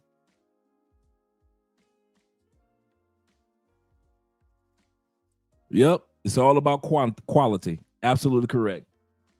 Absolutely correct. And you guys got situations just like that. I'm nobody special. You guys got women that you smashed 2 weeks ago, and if she was you could walk past her in a mall, and she'll probably give you a look like, don't I know you from somewhere? Heifer, I was in your house 2 weeks ago, beating the brakes off your coochie underneath your fireplace. You don't remember me? And do that. But they're leftover brothers. If you don't want them, then somebody else wants them. Why not go to another country where the women will love and respect you? And then you try to shame these guys for doing what they want to do. At the end of the day, it's their money. It's their time. If they want to go over there to another country, let them go to another country. Oh, you know why? Because at the end of the day, those guys won't be simping for you no more. Those guys won't be taking you out on dates no more. Then the Pookies will have to take you on dates and do things that they didn't have to do in the first place. I'm just giving you the advice. Take it or leave it. Honestly. I swear some people on this app need to grow the fuck up already. It is 2025. And there are still people out here shit talking passport bros. Like, grow the fuck up already. When it comes from women, at first they were saying, just go over there and be quiet. We ain't checking for you dudes anyway. Those men have done that. And now these same broads that I've seen recently when I'm doom scrolling on here are saying, where are the passport bros? I haven't seen a ring yet. Since when do those men owe y'all an explanation? Like, can y'all answer that question? Because last I checked, they don't owe you or anyone else on here an explanation of what they're doing over there any more than how many dudes you fucked in your past. Okay? I know you understand that. Plus, if you ladies weren't really checking for them at all, why are they on your mind? And why do you feel the need to make a video asking where they are and what they're doing and how come they haven't seen any videos of them getting married? Since when do you give a fuck about men you aren't checking for anyway? With them out the way, you'd think you would be able to find the men you do want a lot easier. But no. Now on to the dudes who are saying the same bullshit. Y'all are just like the women that y'all bitch and complain about on this platform and other platforms alike. You have one group, you have men as a collective that are sick and tired of the way dating has turned into, or what dating has turned into in the Western world. One group of men will decide to stay here and still whine and complain about it, while another group of men decide to say, you know what? I'll take my chances in other countries around the world and other cultures and see what I can get. And have pretty decent success out there. I'm not saying anything is guaranteed when you go overseas, and any real passport bro will tell you there's no guarantee. It's not going to always be sunshines and rainbows outside the United States. I mean, you're going to have to vet them just like you would here too. However, these same dudes that can't even come up with their own talking points about these guys or why they dislike them so much, they just copied and paste what the women are saying. I mean, it really shows who the real goofies and lames are, as much as y'all individuals who shit talk passport bros call them goofies and lames. They're minding their business and doing their fucking thing. Y'all are the goofies and lames for calling them goofies and lames. Especially you ladies that aren't checking for them anyway. Y'all are the biggest fucking goofies and lames in this shit. Oh yeah, and on a side note, can we please normalize, like men as a collective, start calling women goofy and lame when they do goofy and lame shit? Because I see so much goofy and lame shit, and I hardly see any dudes calling them goofy. Because let me tell you, they'll call a man those two things with the quickness and tell you, oh, it gives me such an ick. Yeah, let's not forget, at this point, if you're still talking about those guys, the passport bros, with those same tired ass fucking talking points, especially you ladies that love to talk shit about those foreign women, because I haven't forgot about the time that they came out the woodwork, right, and blasted y'all motherfucking ass. And just answer me this one question, ladies. If y'all were so much better than these foreign women that y'all love talking shit about so much, don't you think the men would not have a reason to leave and go look for better women in the first fucking place? Think about that. Like, share, and follow for more. Oh my god, your Filipino accent is so sexy. Say it again. Second floor. Lotion. Deodorant. Toothpaste. BB oil. Body wash. BB oil. So the passport bro movement is proof that men need women. It also speaks to how women don't give a crap and we don't need you at all. Men will say, well, how is this proof that we need women? Think about it. You're going to leave your entire country on a trip for kitty cat. See what I'm saying? See how that myth makes them feel good about themselves? The myth of have them think and trying to convince others that you are leaving the United States, not because of the United States, but because of women. The only thing about, I mean this in regards to this, that's the only thing that I'm probably disappointed in the passport bro movement, the black expat movement, is that we sit back and we allow this lie of we were leaving for women to come to fruition. We as black men didn't have the balls, except a few of us, to tell, I'm leaving the United States because of lifestyle, laws, and then the ladies or love. I got tired of paying unnecessary costs for unhealthy foods.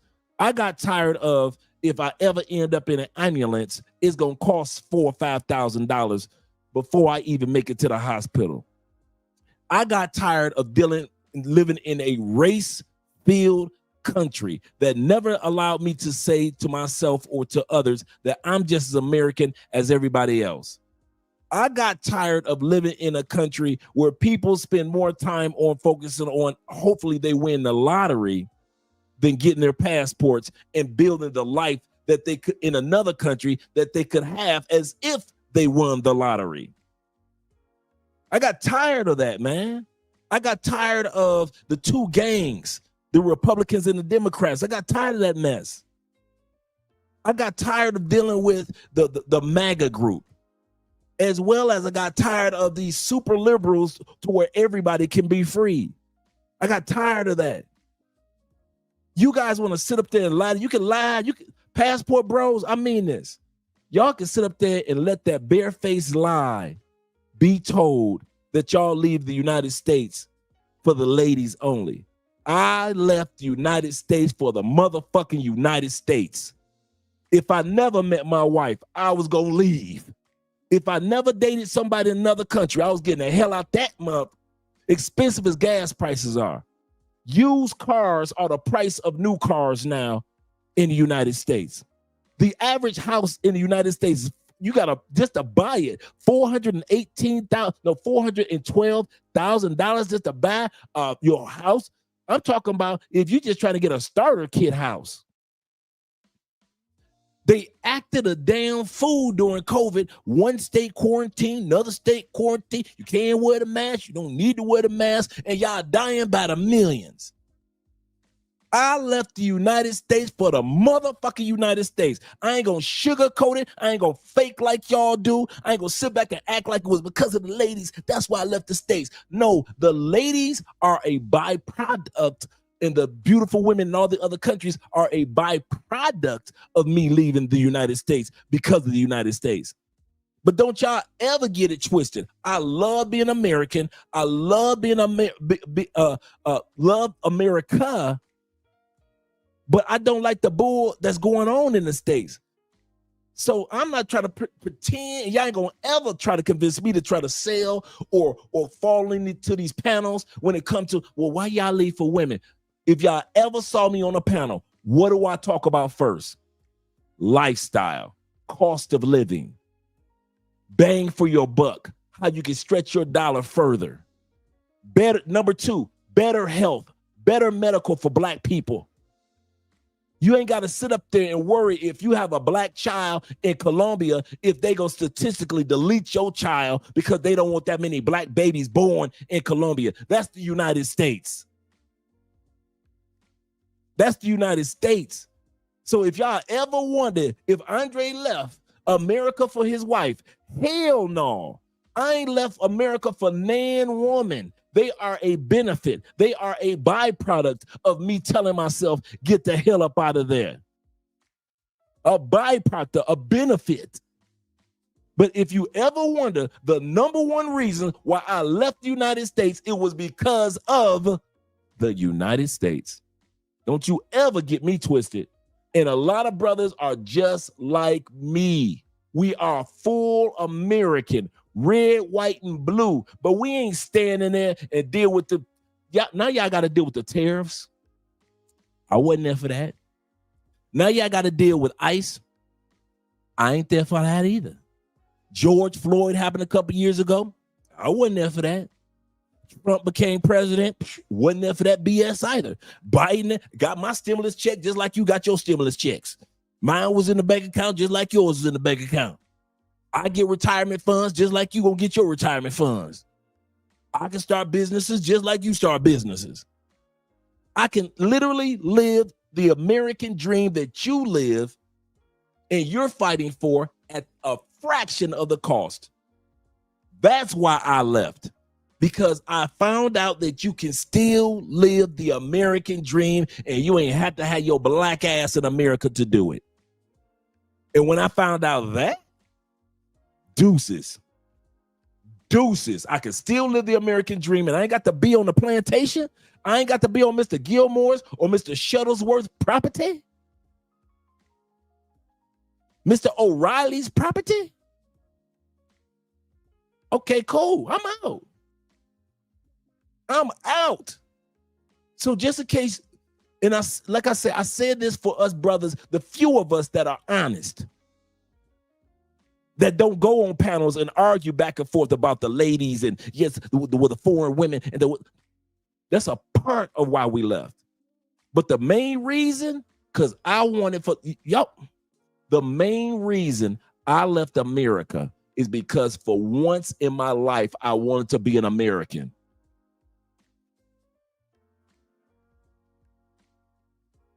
I left America because I wanted to, when I died, I wanted to at least one time in my life be treated like, looked upon, respected like, disrespected like, as if I was a dang American for once in my life. My whole life for 50 years, I was black. Never talked to like I was American, treated like I was American. I'm celebrating on the 4th of July and Thanksgiving with the rest of the Americans. I'm walking around acting like a Memorial Day, Veterans Day, Labor Day, President's Day, just like the rest of Americans. I'm going to work and I'm going home like Americans, but every damn day somebody was reminding me that I was black. Nobody said I was American, and I was born and raised in America. Not one time was I treated like an American. Not once. I was treated like I was from Detroit, treated like I was from Georgia, treated no matter what state I moved to. I was treated Indiana, Illinois, Florida. I was treated like that. What state you from, bro? But American, like red, white, and blue, and somebody will walk up on me while I'm in Chicago and look at me like I'm American? Hell no. And I walked in America for 50 years, and ain't nobody ever, you veterans get treated more of like you Americans than us regular Americans. And the only reason you get treated like Americans is because you're a veteran and you put your life on the line. That's the only reason. But then after that, they fall back into your blackness or your whiteness or your Latinness, whatever it may be. I wanted to finally know what the fuck it felt like to be an American, and I had to leave America to fucking do it. So everywhere I go, ain't nobody talking about my motherfucking color. They see it, they notice it, and the first thing they notice when I went to church Sunday, you know what people was looking at me like? They weren't looking at me like, there's a black guy here. 25% of my church is black. They weren't looking at me like I was black. They were looking at me like, there's a damn Jesus had brought an American to our church. That's American right there.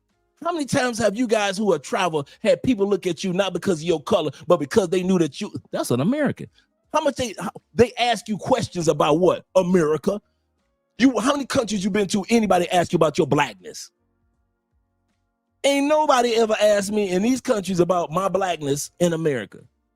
They ask me about what life is as an American in America. Why? Because I'm in their eyes an American. Now, one time, once in my life, 50 years, half a century, have I ever been treated like an American, talked to like an American, walked up on, asked for American advice by an American. Ain't none of y'all ever asked me shit as an American. You ask me about my blackness, my neighborhood, what state I live in, what state I'm moving to, all that mess, right? My family, my lineage, you ask me about all that, but you ain't never talked to me like I was an American. I had to leave America to become an American. Every country I've gone to, everybody look at me, first thing they look at, that's an American. Oh, I can see it in his features. I can see his energy, how he walks. Then go ask him then. I told you he's an American.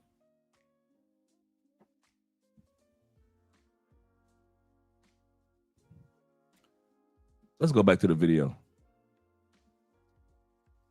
These people do not know what they're talking about when it comes to us and why we left the United States. And I hate the fact that we allow them to build that on that narrative that we left for women. And that's why these women like this could snicker and laugh at us and make crazy remarks and make funny faces. And I know we don't care what they think. I'm with you on that. But at the end of the day, these people don't know what the hell they're talking about. And it's time for us as men with passports and women with passports to start telling people we left America because of fucking America. The country we love, we left. Like I said earlier, this ain't the first time you ever broke up with somebody that you loved.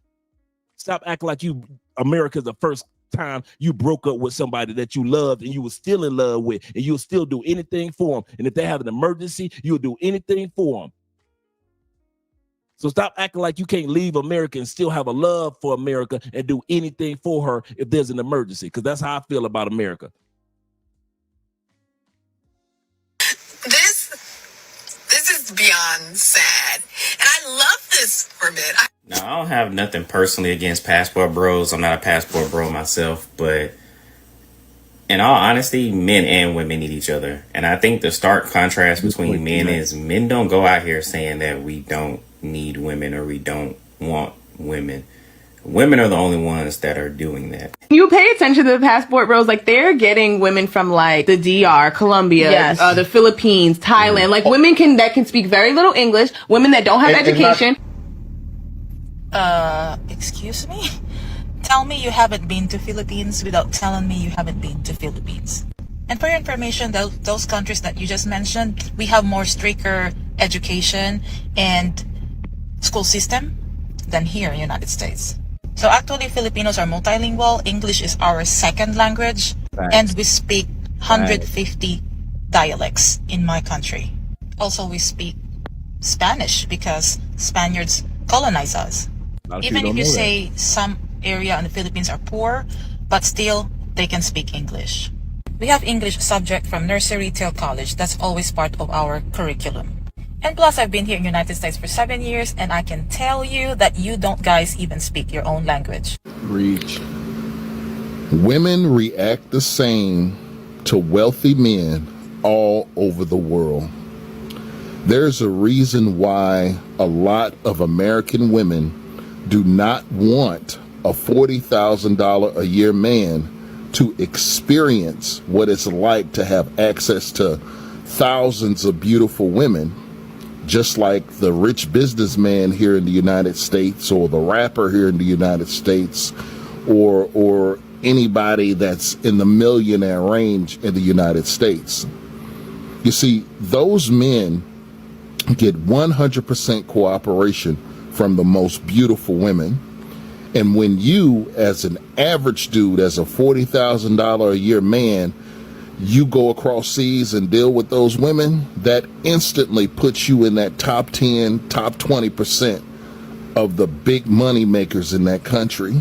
So you get a chance to experience what it's like to have thousands of beautiful women being 100% cooperative with you. They want y'all to stay. That means that's going to boost your ego times 10. And American women don't want to have to deal with a $40,000 a year man with a huge ego because he went to Nigeria, or he went to South Africa, or he went to Kenya or Ghana and had access to hundreds and hundreds and hundreds of super beautiful women who's willing to give him 100% cooperation. If he ain't preaching,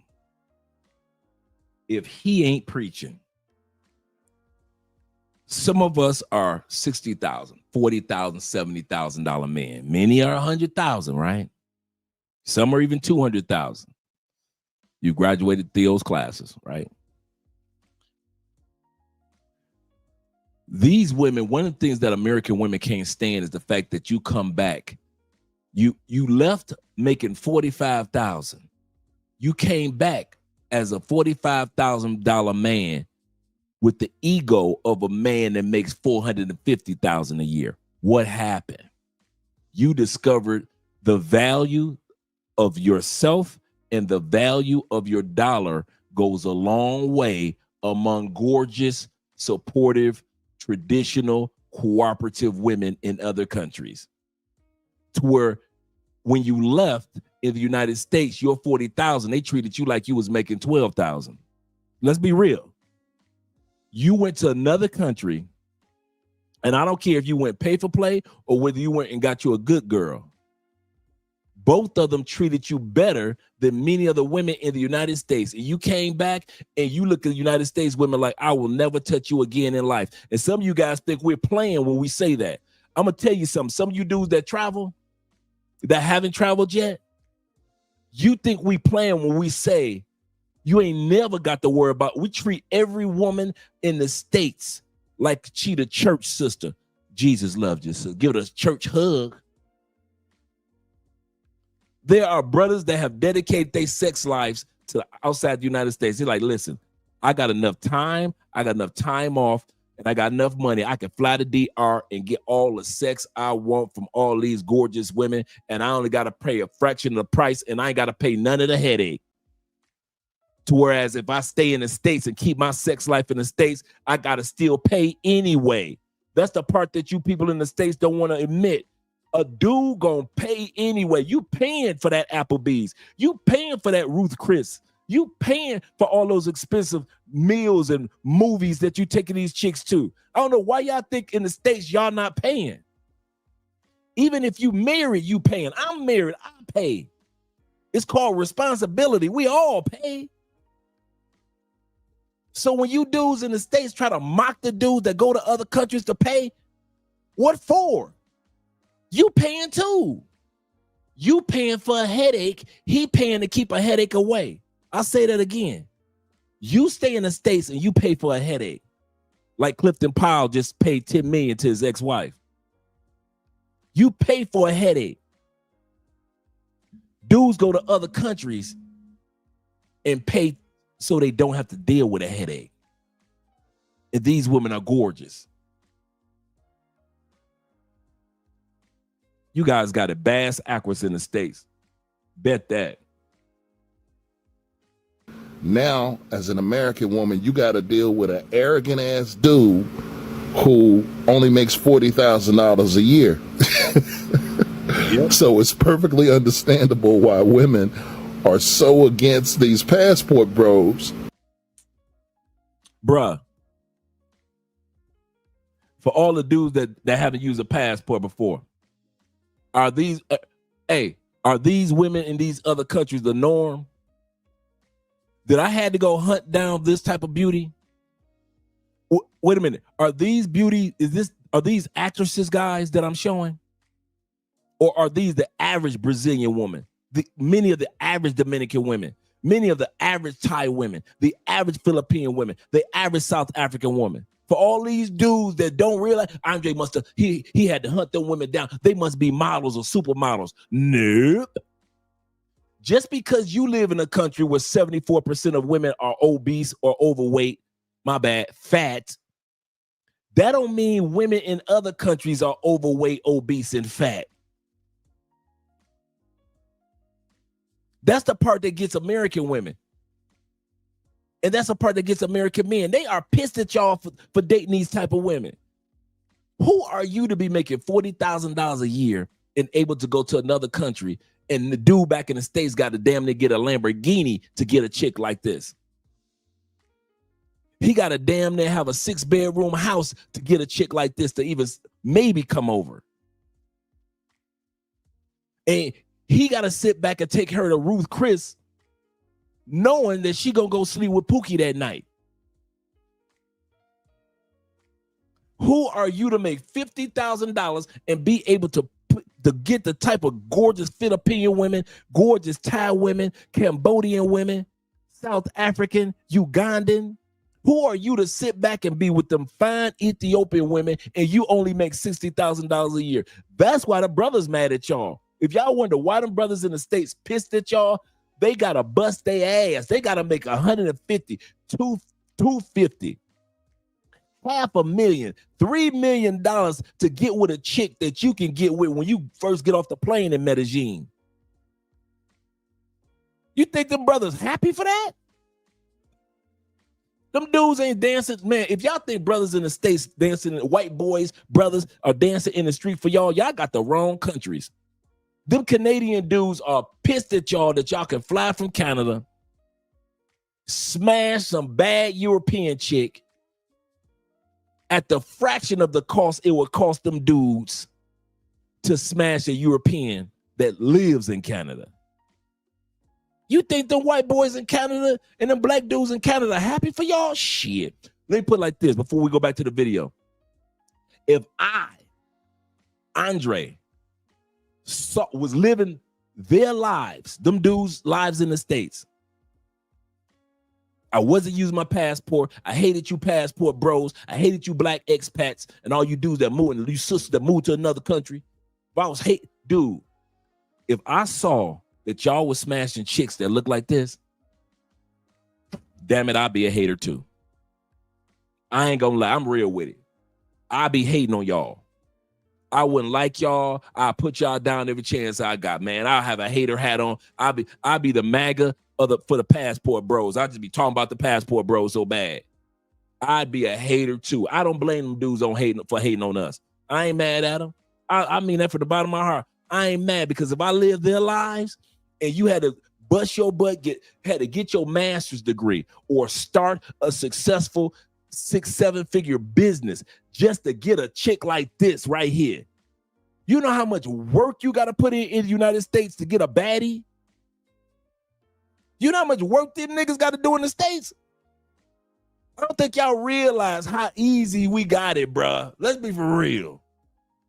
Them dudes in the States got a dang that had 3 Lamborghinis and live next door to Lil Wayne just to get the Dominican coochie that y'all get. That's why them dudes mad. And if it was me, I'd be hating too. But since it ain't me, I'm celebrating along with you, brother. Shout out to all you dudes. Shout out to Kobe. Kobe said this. He said, you get a woman like that in Cali, Colombia. Man, I've seen your work, Kobe. I've seen your work, brother. This brother got receipts. Making $40K a year. Or in Miami, and you got to bust your butt to make $200K for the same chick that you can get in Cali, Colombia. And here's the part. And she's feminine. And she's friendly. And she'll introduce you to her family immediately. And she's cooking and cleaning. And she's sexy. And she's sexing you. You see, you get all this extra stuff to whereas the dude that's got the Lamborghini in the States, all he got is a little chick on the side, a little princess, passenger princess. She step out the car, she looking good, she make him look good, but she ain't been in no kitchen, can't cook, he ain't never met her family, he don't know nothing about her, he couldn't tell her her last name. But then you go to another country, you can get this, and she gonna cook and clean for you. Get the hell, man, I'll be hating on y'all, man. I ain't gonna lie. I will be a hater too. If y'all was getting this, and a lot of us get those on a regular basis. Women look like this in herds in other countries. That's why it's so easy for me to put this video together with all these clips. You guys gonna see more gorgeous women. It wasn't hard for me to find gorgeous women. Now ask me to do this for the States. Shh.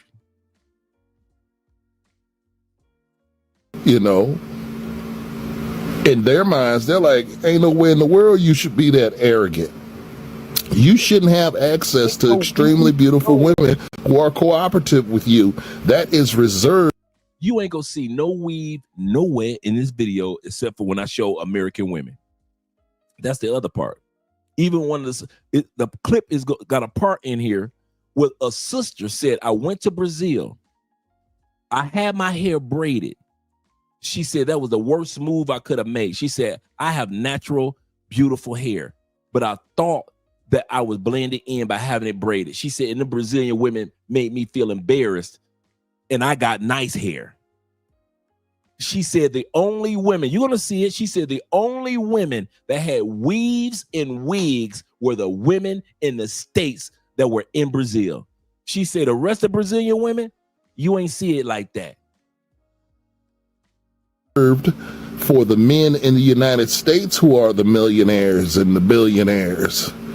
In their mind, they're like, okay, that makes sense, but you shouldn't be cheating the system by going across seas. Right. So that was just something that they feel like y'all cheating by going across seas for these ladies. Very little makeup. Very little makeup. No weaves, no wear. I was thinking about, man, and it's crazy because due to the technology that we have today, I mean, you can get on these live apps and communicate with women all over the world, and it will completely change your mentality, okay? As far as how you view women, how you deal with women, and what you're willing to put up with as an average everyday man. Just something to think about. Every passport bro I know in the real world is an American bottom feeder in our dating pool, okay? Whoa! When American women hate the fact that they're losing out on potential partners because men are deciding to sail ship or hop in the plane and fly over to another country to find a woman that may be more suitable for his needs. They don't like it. They don't like it at all. Just laugh, fellas. Just laugh, because who winning? So what y'all for? Just to look pretty, sit pretty, yeah. Do nothing. Basically, yeah. Go get a job, get 3 jobs. My man has 2 jobs. Go get 7 jobs and 2 side hustles to buy me the things that I want because I'm a woman. Complain. What'd she say? We've seen that clip before. About gold diggers while he has no gold. And I only want to deal with guys that's paying bills. I am a gold digger. I don't care. What Openly admitting it. Okay. do I bring to the table? Excellent question. Let me guess. I am the table. If the data tells us that majority of black men do marry or date black women, why do we feel like that's not the case? Or why do people say it's not the case? And I have 2 kind of, not theories, but ideas behind this. One of them being that although black men date and marry majority their own race, there is a caveat to that because black men also date outside their race the most. So when you line up black men with either Indian men, white men, South American men, whatever it may be, we are the one race of men that date outside of our race the most, right? Comparatively to other men, right? And that's probably why so many people say that, because when you look at the data, although in terms of marriage statistics, we date within our race, there are a lot of us who also date outside of our race a lot. And I think that gets missed in the argument, okay? Because everyone says, oh, you know, black men don't date black women. Well, that's not true. What you're really trying to say, or what I'm really hearing when I hear that now, is that yes, black men will marry black women, and they do in the majority, but black men are also the most likely to date outside of their race. That doesn't mean that we only date outside of our race, or that doesn't mean that we date outside our race in disproportionate numbers. We do it more than our white brothers or Asian brothers, so on and so forth. Let me get this straight. You have been telling men for years that you don't want them, that you don't need them, that they don't meet your standards, that they don't treat you right. That you can pay for your own hair, you can pay for your own nails, you can afford your own home, you can afford your own car. Men are good for nothing. You're strong, you're independent. But then you get mad when these men go to another country to actually find a woman that has the qualities that they are looking for in a wife. Make it make sense. I also want to talk about why this mindset that so many Western women have is actually extremely problematic. Because not only are you putting down the men who are going overseas with pure intentions, you're also putting down the woman from these other countries solely off of the fact that they were not brought up in a Western culture. Because you're calling them uneducated, you're calling them poor, you're calling them weak, you're calling them vulnerable. You're creating a superiority complex where you are at the top and women from all these other countries are at the bottom. Now let me tell you something. If you were really superior, the men would not be leaving. And you would not be single. The Philippines, Thailand, like women that can speak very little English, women that don't have education. A lot of these women talking shit on the passport bros have never left the country. It's obvious because the Philippines is one of the countries with the highest levels of English speaking people that I've ever been to. I met a Filipina here and she's going to explain more about it. Okay, so this doesn't go to every American woman out there. This is just for those who keeps on talking shit about us, okay? And it seems to me that a lot of American women are insecure about how we treat men better than you guys. Hey, Hey guys, good morning. So I have a real quick question. I have been seeing like trending all over social media, TikTok, Instagram, these black men that say that they refuse to date black women. Not that they prefer to date other races, but they refuse to date black women. What's wrong with us? Why y'all don't like us? What we do? Is it because we're too attitudey? What, we're too headstrong? We're too much all like this? Is it really that much better with other races? And it's actually because we are raised to be good wives, and finding a good man is actually a prize for us. And if you're insecure about that, Did you hear what she just said? She said because finding, based off of how they're raised, she said finding a good man is a prize for us. Absolutely correct, Theo. They are the stragglers.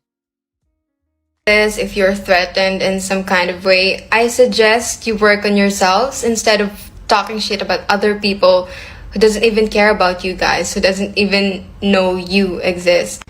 And y'all kind of seem hard to please and naggy and insecure, and I think that is why men leaves you.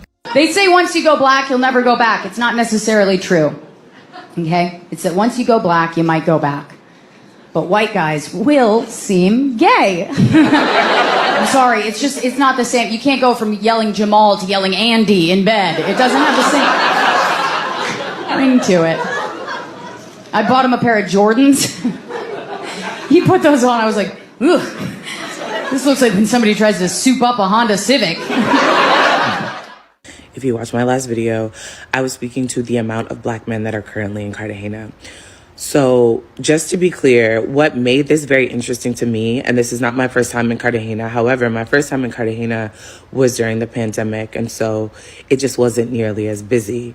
So this was my first time experiencing Colombia, I think in a more realistic form of just what, the average flight consists of. And it was a extremely large amount of black men. And for reference, I'm a full-time travel content creator, which means I am traveling all around the world, often on flights all the time. And I can honestly say that it is very rare for me to see a large number of black men on a flight that I'm on. It is very, very, very, very rare. So to arrive and have a flight full of men, but also to see other flights full of men, and the customs line was crazy long. So when I say that there were black men everywhere, I literally mean there were black men everywhere. But what was the most jarring to me is the realization that I think there's a lot of discourse on the internet, and there's a lot of people that are like, oh, it's just dusties, it's just broke men, it's just men that other women wouldn't date. I saw lots of very attractive men. I saw lots of men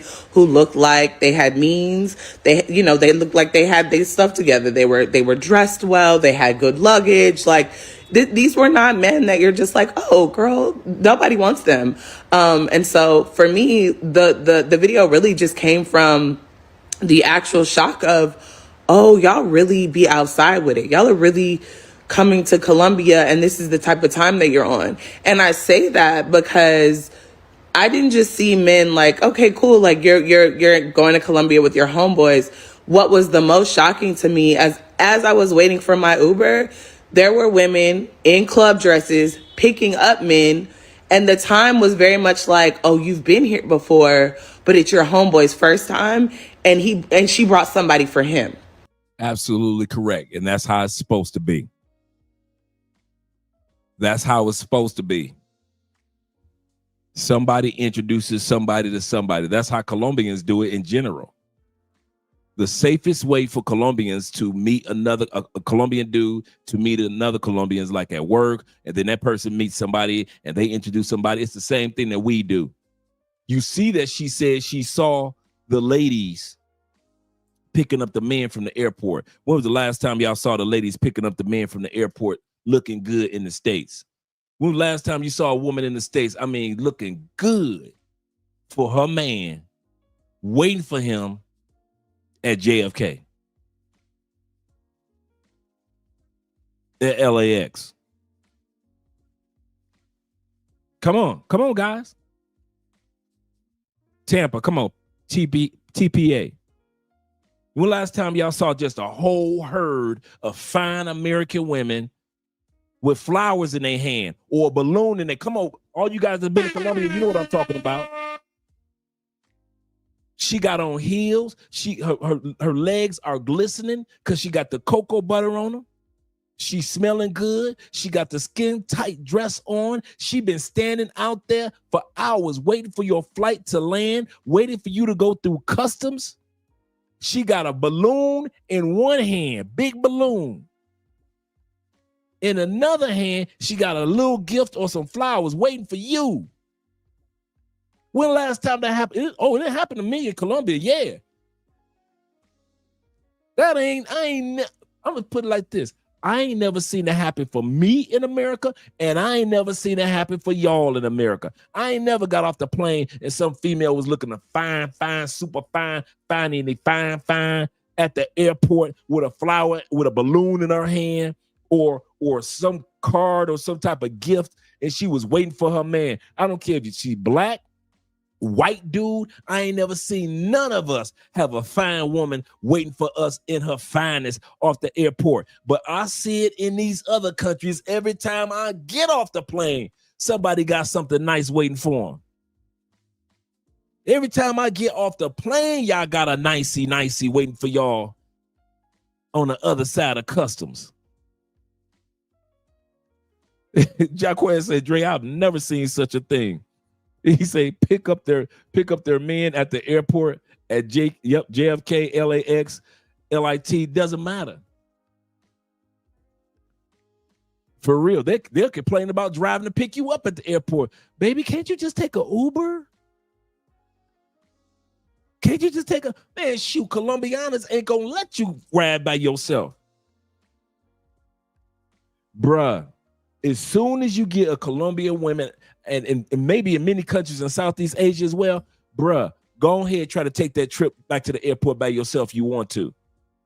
If y'all really into each other, she gonna be right in that Uber with you. She gonna be the last face you see, the first person that's gonna be you. Bruh, the first person that ever shed tears for you at an airport was not an American chick. Was not an American chick. Some of us had to wait till we 35 to see a woman cry for us at the airport. Some of us had to wait until we 45. Dudes like me had to wait till you're over 50 to see a woman actually cry because she missed you at the airport. You ain't never experienced none of that in the States. Ain't never had a woman shed one tear. Some of y'all was married to the chick 10, 15 years. Ain't never shed a tear for your black tail. Colombiana been knowing you for 10 days. Brazilian chick been knowing you 10 days. Philippine Thai chick been knowing you 10 days. All of a sudden, the last hug, bruh, that last kiss, all of a sudden, here she go. Tears just a running. You ain't never experienced no love like that. You feeling like Stephanie Mills. And I never knew love like this before. Open my eyes and I never knew love like this. You getting on a plane, you crying. You all on a plane like this. Yeah, man, we about to fly out, dog. We about to fly out, man. I'll see y'all when I get back to the States, dog.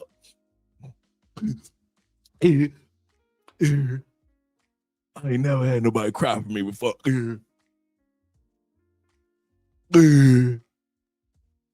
think I'm in love. I ain't mocking you. I experienced it.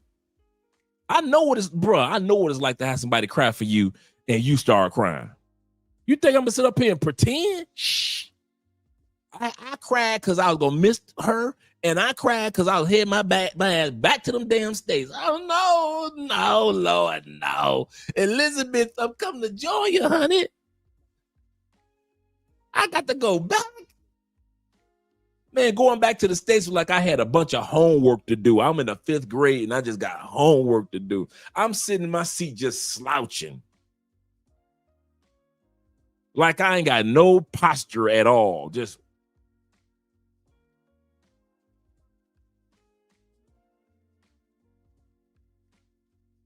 peanuts, sir. Fuck them peanuts. Would you like a orange juice or a Coca-Cola? Fuck that orange juice. Fuck that Coca-Cola. I need some aguardente. I need some aguardente. I need some Colombian rum. Some aguardente. Do y'all got some aguardente up there? All you dudes that have been to Colombia, you know what I'm talking about. That aguardente. Theo says this. Shout out to Theo. Theo says we should have the 2027 conclave in Cali. That's without a should. That should just happen. He's saying then the VIP level is introduce women or introduced to a woman on the ride to the city. He said bet 1,000 men would attend. That would be a good. Shout out to my brother. Brother Zeke says this. Zeke says, he say, boss chick, he say, ball glazer, meat taser, for real. Seriously, 304 ho. That's serious. He say, my man, the African Wolf said this. He say, this just proves that black men could come together and support each other when it came to the conclave. Absolutely correct. Let's continue on with the video, gentlemen. I told you I was gonna have some eye candy in these videos for you. And that had me like, oh, okay. We don't need men. We're better off without them. There's so many chop men these days. Ugh, a man just looked at me. I am just a man tipping on a wire, tightrope walking through, balanced on desire. I cannot control. Not even AI. Even AI. We know that's an AI video. Even AI knows that Colombian women go meet you at the airport. Even AI knows better. Changing way. This is the official list for Africa's most beautiful women. Top 20, 1 to 20. Yeah, let's go. Here we go. I Let's didn't go. have to speak too much about South Africa. Yeah, them man, the girl that just do it different. South Africa has beautiful women. When I say beautiful women, I mean stunning women. They have beautiful faces, they have beautiful bodies, they dress well, and there's something spicy about South African women. I know this because I was raised in South Africa, so I know what I'm talking about. I'm also happy to see that Congo made it on the list this time because on the men's list, they were nowhere to be found. Dating here in the United States, it's tricky. You know, these people say they love you, but then they go behind your back and they lie to you. Then they cheat on you. Then they have babies and they give you. Oh, yeah, we're about to look at South African women, brother. Just in case you wonder where that body is from. I want to let that body right there sink in. That ain't the United States, bro. That's all natural. That ain't the United States. They don't build them like that on a regular in the United States. We about to slide on through South Africa. STDs and they do all this crazy stuff and all in the name of love or the search for it. And you get burned so many times, the quest has to end. Now, many people aren't even searching at all. There are still a few. And these few people, there seem to be clumping together, especially online. There's a group of people that banded together to express how jacked up the dating market is. And they've called themselves something, the Passport Bros. And it's kind of a clever title. They gave themselves this title because they feel as if it's more effective and efficient to find women or wives in other countries outside of the United States. And their purpose is not only to go and do that for themselves, but they seemingly have another purpose to educate and also advocate for other men to do the exact same thing.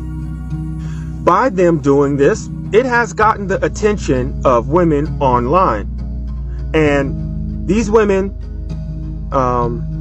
seemingly have also banded together in opposition to express their dissatisfaction that they don't think that these men should be going outside of the country to find love, to find women. How dare they? Now, these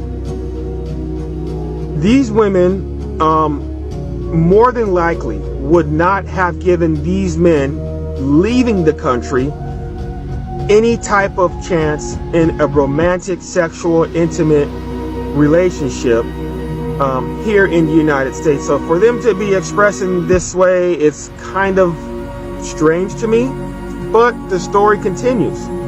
Now we have an article that had just came out. It said something about 8 passport bros went to Colombia in order to find love and wives or whatever. And they went down there. They were using a dating app in order to find the women. And 8 of them became unalived.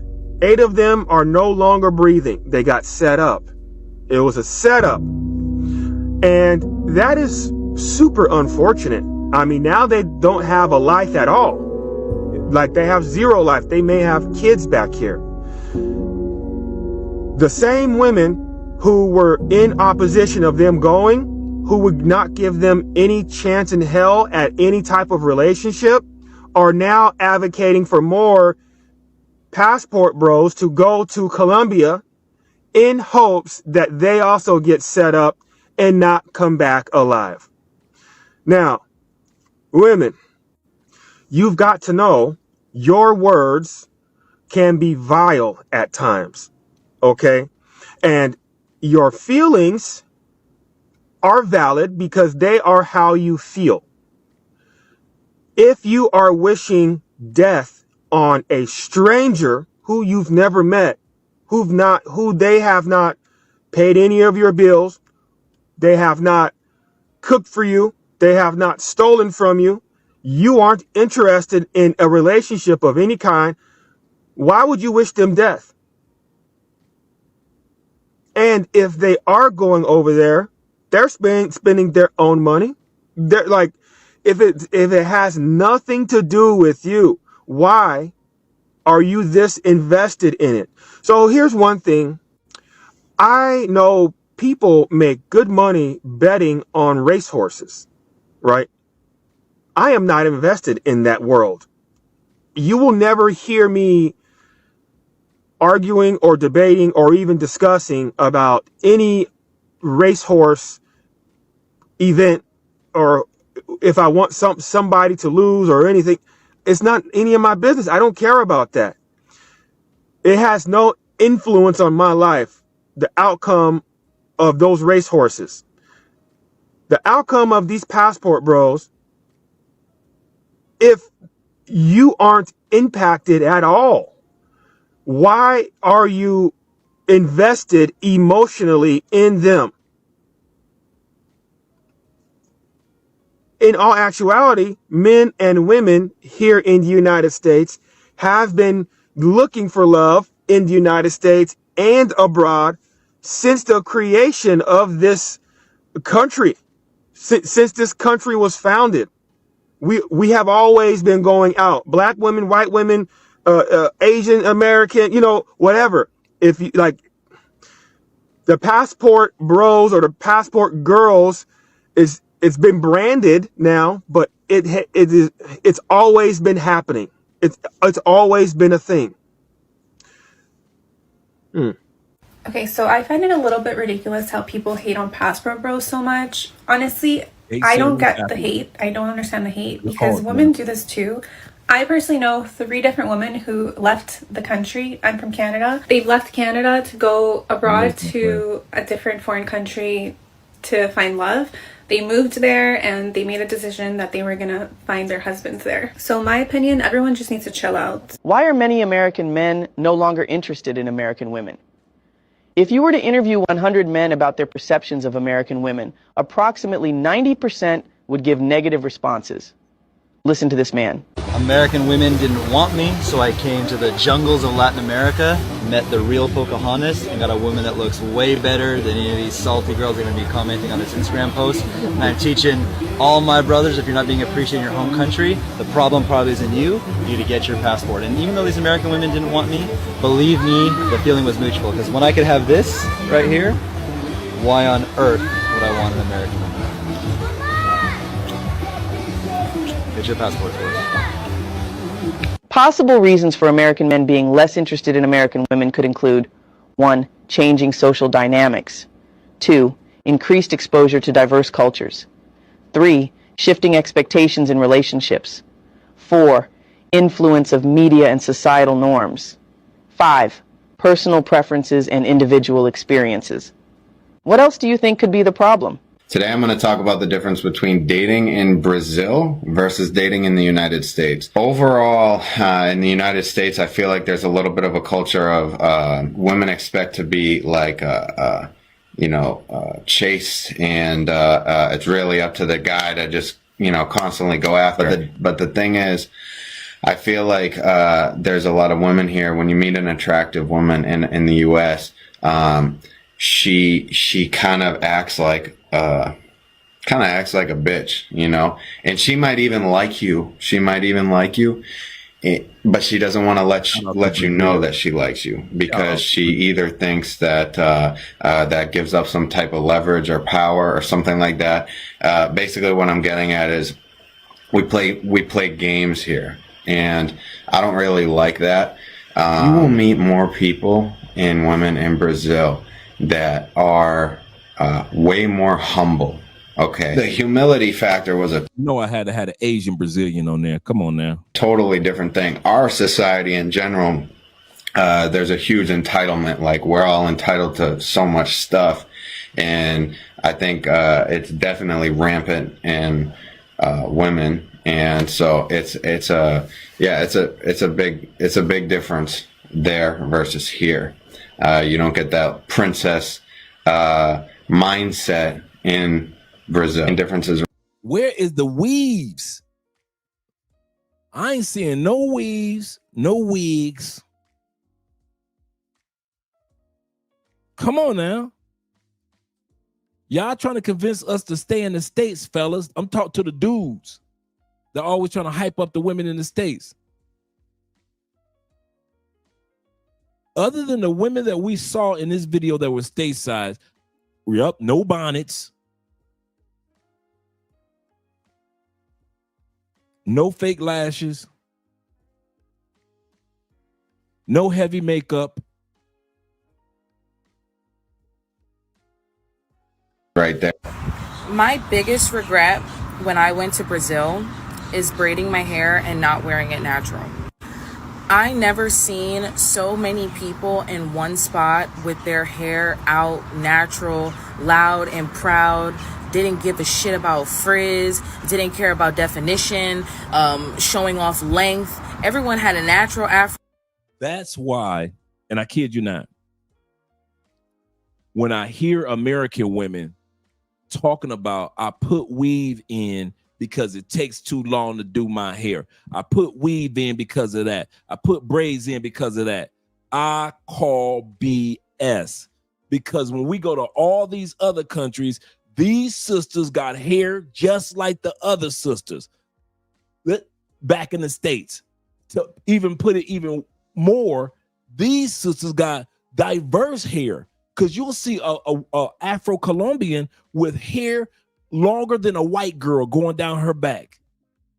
Or you'll see an Afro-Brazilian with a giant afro.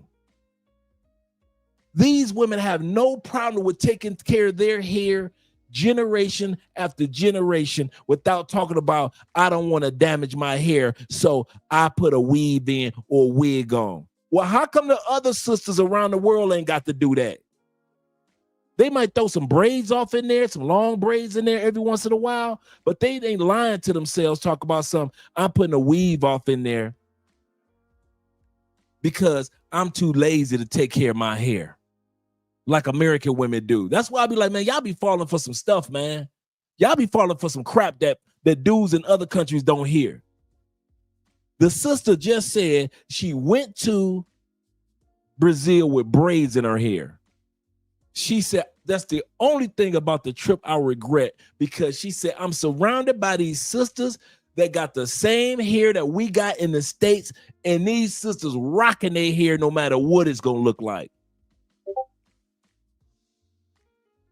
But men in the States, they'll fall for that BS just to be with a woman with a weave. I wish the heck I would. Bro, and it was beautiful. It's funny because I went this past March for Carnival, and there were, a bunch of tourists. And every woman that I saw with a wig, with braids, with a sew-in, with any type of heat, like their hair straightened, was a tourist. Every Brazilian girl that I saw, their hair was out, natural, just beautiful. I braided my hair because I wanted an easier option for when I get up. I could just go. I didn't have to do the wash and go and all that stuff. But honestly, being over there, I wish I didn't. I just wish that more women here in the U.S. would embrace their natural hair, bring back the natural hair movement. Let's start wearing the afros. Let's start showing off the frizz. Like, it's beautiful. We need to bring it back. You think Asian women are going to go 50-50 with you on the bill? No, we date traditionally, which means if I invite the girl out, I plan and pay for the date. The catch is the cost of living is often 1/4 the price overseas, so even if we pay for the whole date, we're still paying less than what we would have paid 50-50. And this is a point that I don't think it's talked about enough when it comes to Passport Bros. It's not just dating, it's cost of living, it's rent, it's gym, it's food, it's everything, and it increases the quality of your life. At the end of the day, it's a men's health movement about doing what's best for you. It takes one US remote job and the courage to leave to experience all of that, plus a dating culture that is a lot less toxic. A lot of people, not just men, come to the Philippines so that they can experience our values and morals, especially a culture that's beyond money and privilege. So why are these women shocked that they're dating us? Is it because you think you're better than us? Because the belief that someone's worth is measured by their financial status or societal privilege is for shallow-minded people that only has that to offer. Lets them see everything and know everything. They're just gonna use you to get the ticket to come here. You got bozos on this app thinking that they really get women. You don't get women here. You don't get women there. You don't get women anywhere. Dr. Seuss bozo.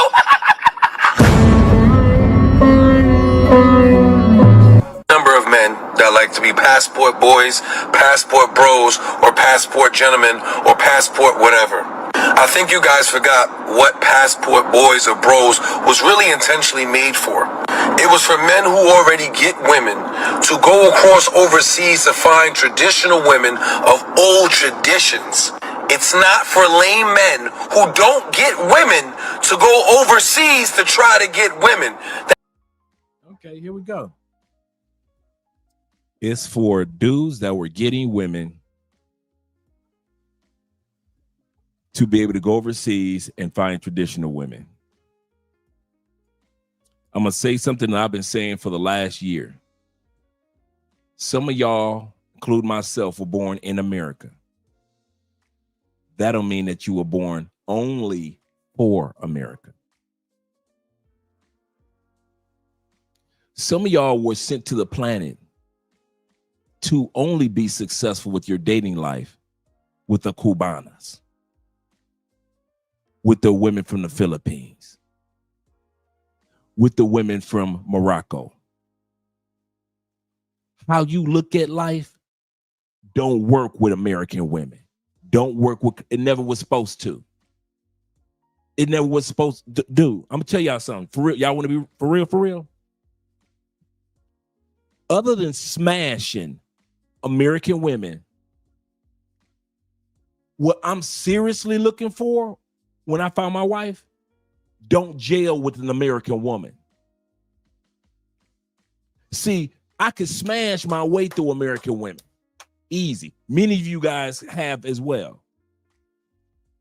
But when it came to quality, very few women in America met my requirements and I met their requirements. They wanted you to be a pookie in a suit. That's how they come on, guys. Some of you corporate dudes, did they not tell us, ooh, I want a man that's a thug in a suit? I'm not the only one that heard that. I need a man that's a thug in a suit. So they want us to look business, but they want us when we get off work to put on some Timberlands.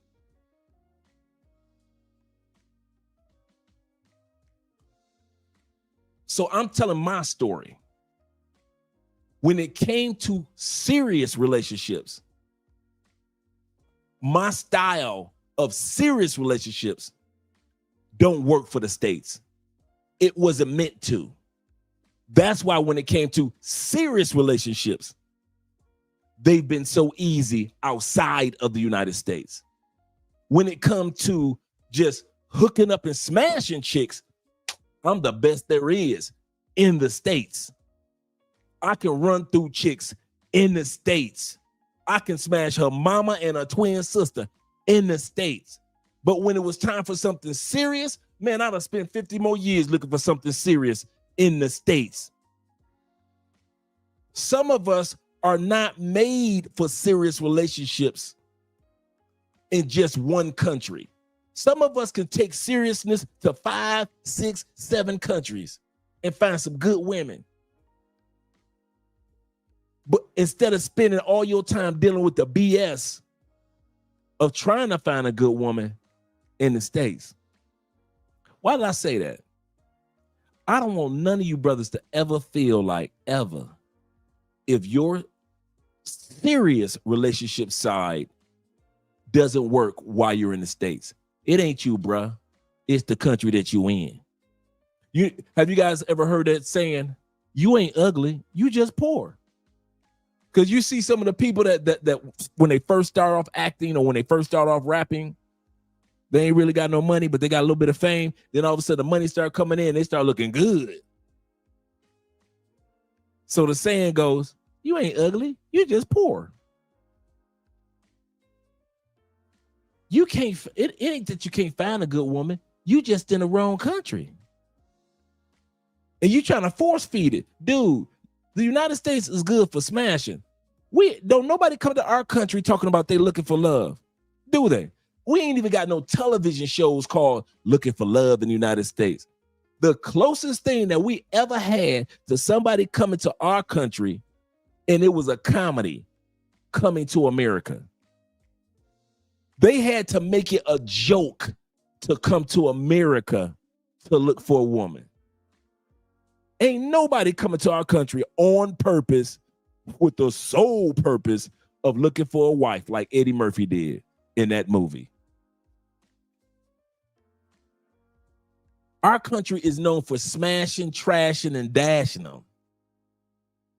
So all you dudes that think that something is wrong with you, or maybe I'm awkward, or maybe I'm doing something wrong, no, bruh. You just in the wrong motherfucking country trying to be a serious dude. See, you built for serious relationships. Our country, United States, our country, Tizapathy, ain't built for that shit. I don't know why y'all try to act like America is built for serious relationships because we saw our mama in a serious relationship with our dad. Yeah, they're anomalies now. We could put our mama and our grandmothers in museums now. We could put them in museums because they so rare.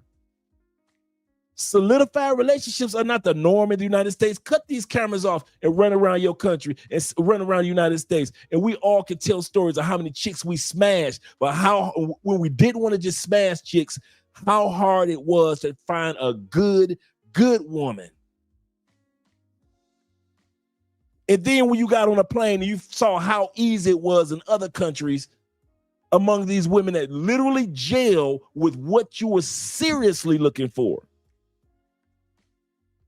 Don't you ever let these people try to make you feel bad because you don't jail with seriousness in the United States. Many of us ain't supposed to. I wasn't. I wasn't supposed to take that shit in the States serious. Hell no. I tried to take the women in the States serious. Backfired on me, didn't it? Didn't it? Some of you divorced dudes. Me too. It backfired on you, didn't it? You thought that you could take the serious side of you when it came to relationships, do it in the States. How'd that work out for you, all you divorcees? Yeah, you a divorcee like I was. Yeah, that ain't work out for you, did it? Didn't work out for me either. Watch what happened when you get on a plane. That same dude who you are today, watch how well the serious relationships work in another country. You ain't changed. You ain't no different. Your dreams, your values, your standards, your boundaries are all still the same. How come it works in another country, but when you're in the United States, the you don't seem to work when it comes to serious relationships? Now, it works when you just smashing bitches. Oh, it works well.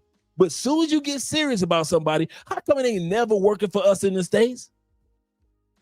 And you take that same dude with those same values, stick his ass in the Philippines, stick his ass in Thailand, stick his ass in Brazil, and all of a sudden, the women there jail with him, and now the choice is up to you which one you want to take serious. You ain't no different. So when this dude try to sell y'all that is something wrong with you, no, bruh, you just in the wrong country. So if you just smashing chicks, stay in the States. That's the perfect country for that. But when you want to get serious, get your ass up out of the States. Don't think you can do what your grandmama did. Them days are over. Don't think you can do what mom and dad did. Them days are over. I know your coworker got married. Congratulations to him. But for you and most men, those days are over. 80% of women in the United States that got married will divorce y'all asses. I don't think y'all realize how it's over it is. This year, of the millions of dudes that get married, within the average marriage in the United States lasts 3 to 5 years. That means the dudes that spend all that money on a ring, dress, the bridesmaids, the grooms, the food, the honeymoon, the house, you got the girl pregnant, all that. In 3 years, she ain't gonna even be in your motherfucking life.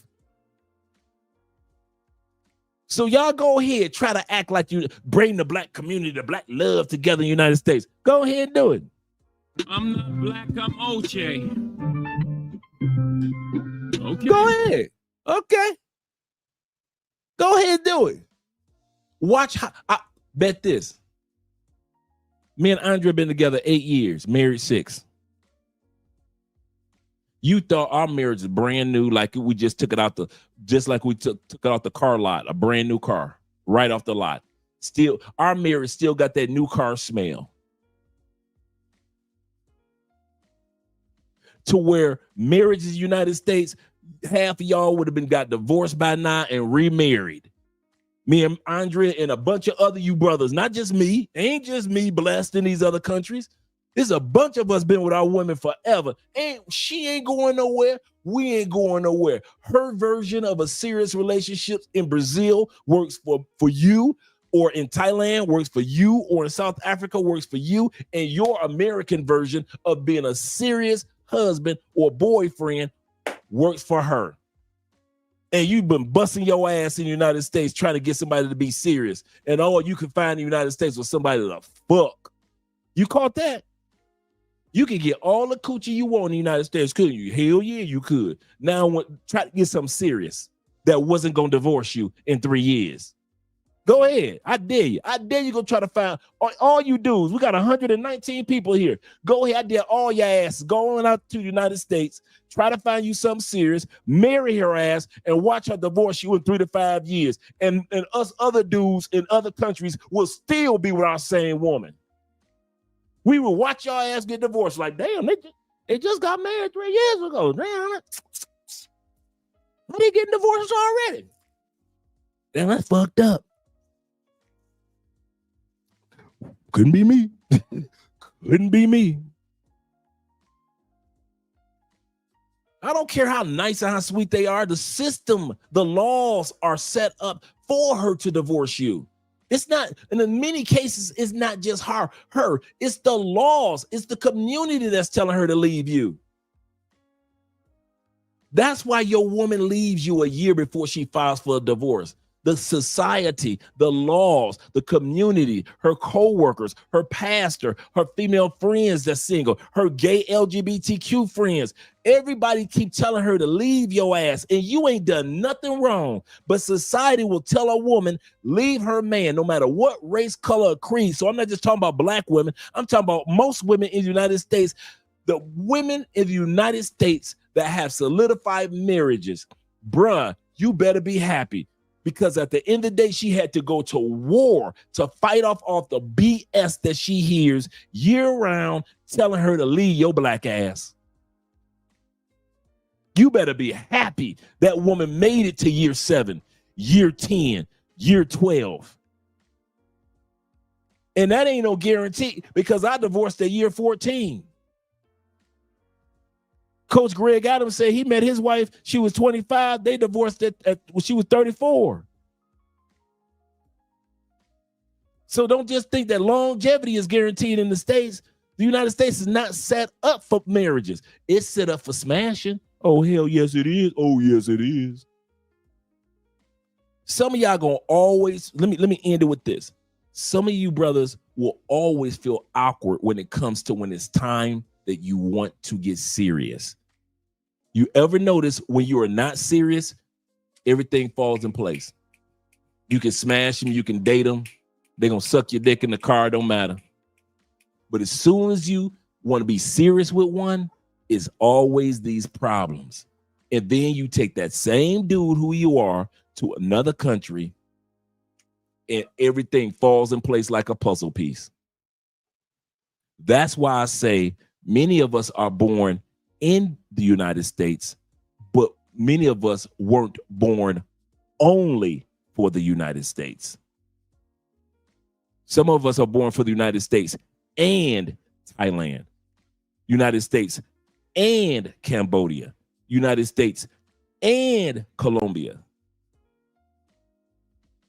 Some of us weren't just born for the United States because you were born in the United States.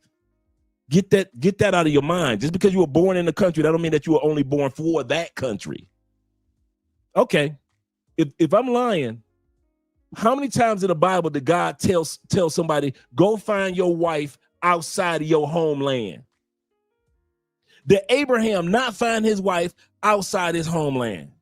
Isaac find his wife outside the homeland. Jacob found his wife outside the homeland. What about King Solomon? The King Solomon did not marry the queen of Ethiopia as one of his queens. God was constantly telling dudes, hey, bruh, I know you was born in so-and-so, but you need to get your woman from. What about the book of Ruth? Was Ruth's husband born in Israel? Was Ruth from Israel? Hell no. Ruth was from somewhere else. When her husband died, Ruth went back where? With her mother-in-law, where? Back to Israel. Meaning Ruth was not originally from there. The husband left his hometown and found his wife in another country. If God is telling us to find our women in other countries, who the hell are you to think God don't know what he's talking about? Some of y'all sit up there on suicide watch wondering why I cannot find women to be serious in America. Because you ain't supposed to look for them seriously in America. America ain't built for serious relationships. I don't know why y'all trying to act like it is. Oh man, you just hating on America. Okay. You got almost a 60% chance of divorce in the United States. You think I'm hating? If you are in a blended family, you have a 67% chance of a divorce in the United States. You think I'm hating? Women with a 4-year degree have a 90% chance of filing for a divorce on their husband. You think I'm hating? I'm just giving you stats, but you think I'm hating on America. The same country where marriages don't even last. 60% of you got 60% chance that when you get on that knee, she gonna leave you. And I'm hating. I'm hating. Bruh, the only person that's hating on you is the man that need to be looking in your mirror. Because you hating on you trying to do something in the United States that it ain't working for 60% of the people that tried to do it. That's like 60% of us try to go out there and drive NASCAR. And we crash. And only 40% are able to even stay on the track, at least long win.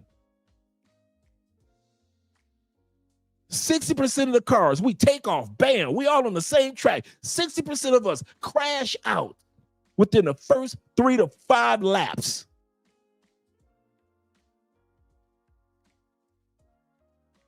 In the other 40%, only 1 or 2 will make it, or maybe 10 might make it to the fucking finish line.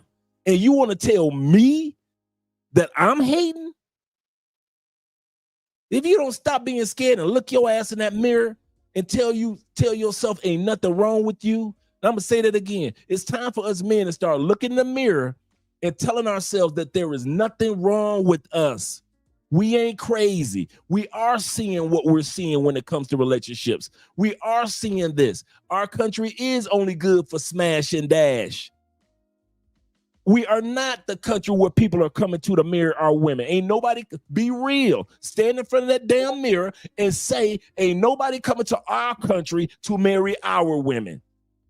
Why is that? If our women got all the education, all the money, all the opportunities, you would think motherfuckers would be just coming in droves to marry American women. They got the money, the education, they own houses, they got 2 or 3 cars. They kids in private schools. You would think motherfuckers be swimming to get to American women. You had millions upon millions of immigrants that came into the United States over the last 4 years. None of them motherfuckers was trying to marry American women. You notice that? It wasn't like a big ass flood of immigrants, men marrying American women, was it?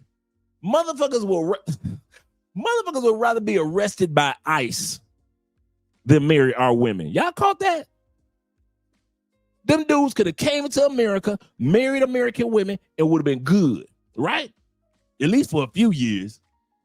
They'd rather be arrested by ICE than come in the millions and marry our women. That goes to show you how don't nobody fuck with our women. So they looking at us, why are we still fucking with them? If immigrants ain't even fucking with them, that could stay in the country, had a chance, they don't even fuck with them. They look like ICE, American women or ICE. Motherfucker, you can arrest me. They would rather be arrested by ICE? Shh. They ain't even married their ass for the green cards. Just a few of them did. It wasn't, dude, it was not 11 million. Well, let's say it was 5 million males came in the last 4 years. It wasn't 5 million motherfuckers trying to marry American women. They were not trying to marry American women for green card. It was not like all of a sudden the marriage rate of American women has increased since immigration has taken place. No. Motherfuckers was coming over there and rather be single and rather get caught by ICE before they marry goddamn American women. Even dudes from other countries know, man, fuck that. You will never catch me up in that. You're a bigger man than me. That's serious. They ain't not stupid. And this is why I say this lame that's talking. Don't listen to these dudes, man. You have the right mindset when it comes to serious relationships. Sadly, we were born in the wrong. You know how you got people that are born in impoverished countries that wish that they had a chance to live out a great life in countries like United States, Canada, UK, right? And they do whatever they can.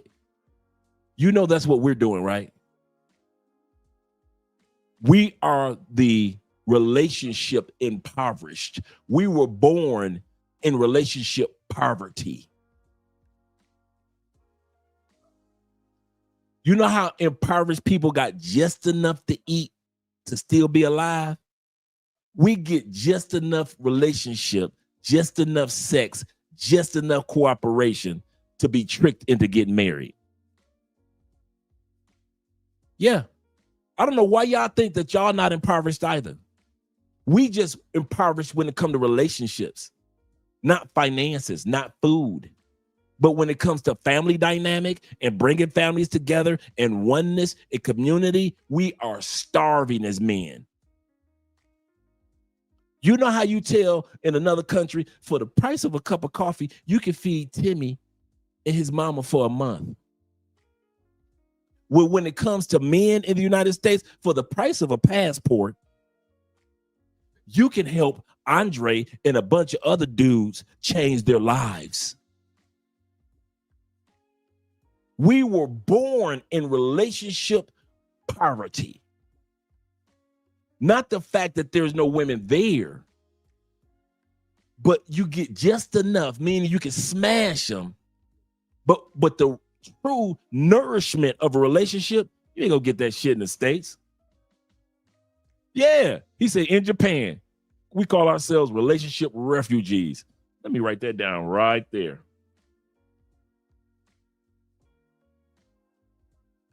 I don't know why y'all think that y'all gonna be living the lap of luxury when it comes to relationships in the States. Hell no. We sit back and watch these entertainers. We can sit back and we watch our fellow homeboys go through the same divorces. All of us on this goddamn panel, we've been through divorces and separations. I don't know why we want to act all brand new like I'm lying. Statistics already tell you that you are born in a country that's relationship impoverished. That's just stats. I don't know why you guys think I'm inventing some shit. Stats show if you try to survive on relationships in the United States, you will freaking starve to death when it comes to relationships.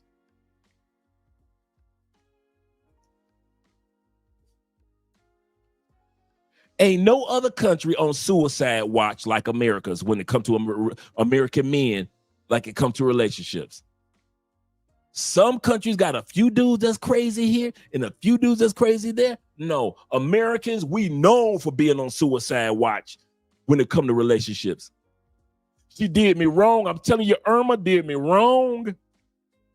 We known for being on suicide watch. Let's not act all brand new. We would go in that garage and cut that car on and close that garage door and close and make sure and cut that car and go to sleep, never to wake up again.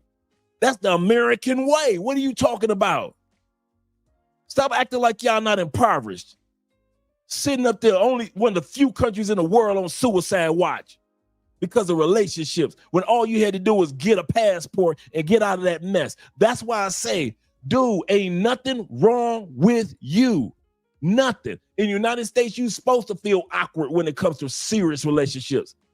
You're supposed to feel average when it comes to just hooking up with chicks. Yes, you do. Oh, yes, you do. When it comes to serious relationships, your ass supposed to feel awkward.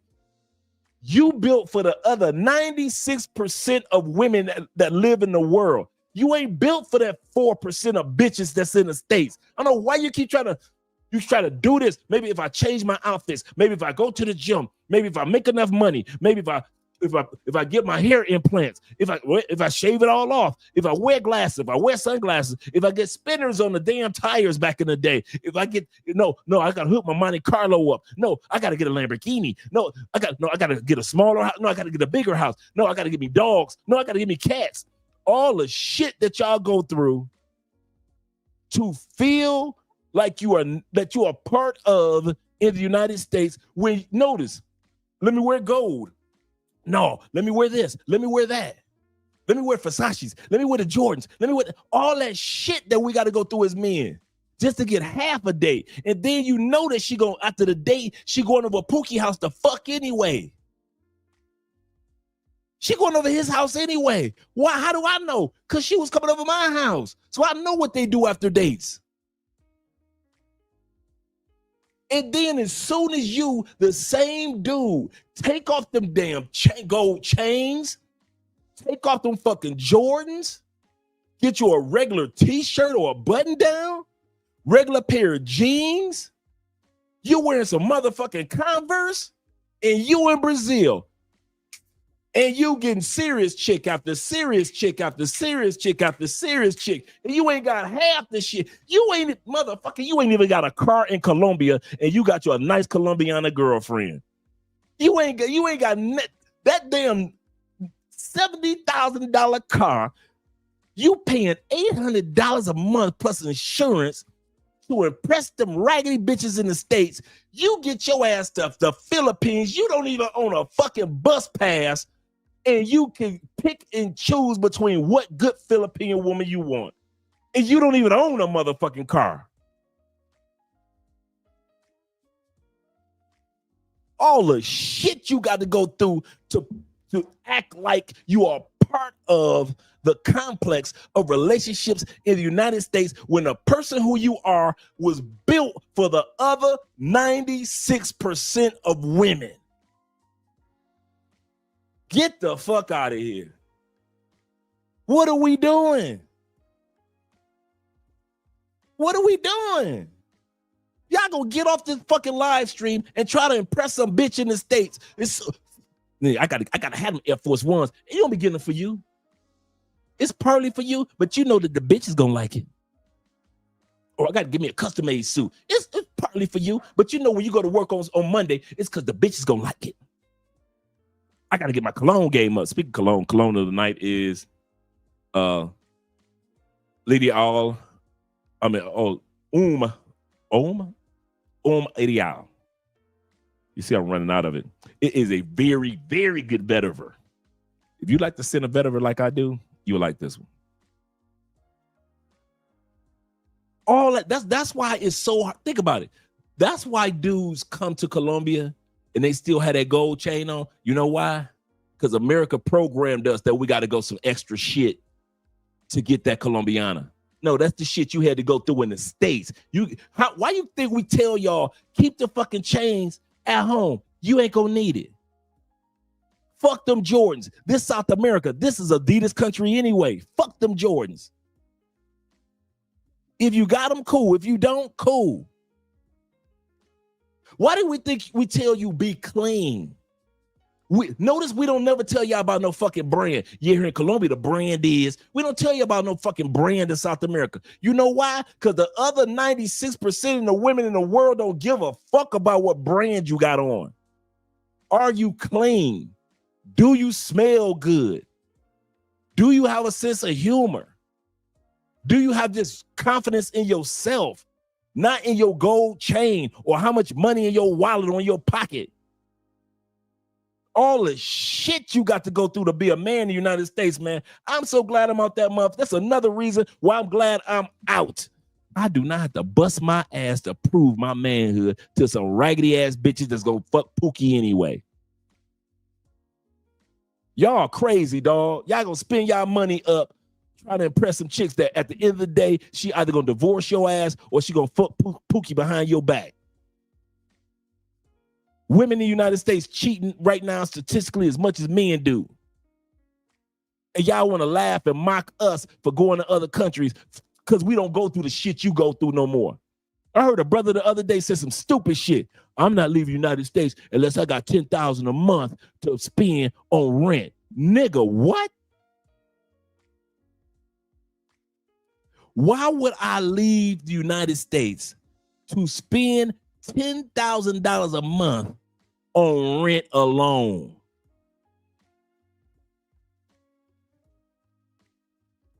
That's how programmed they got us.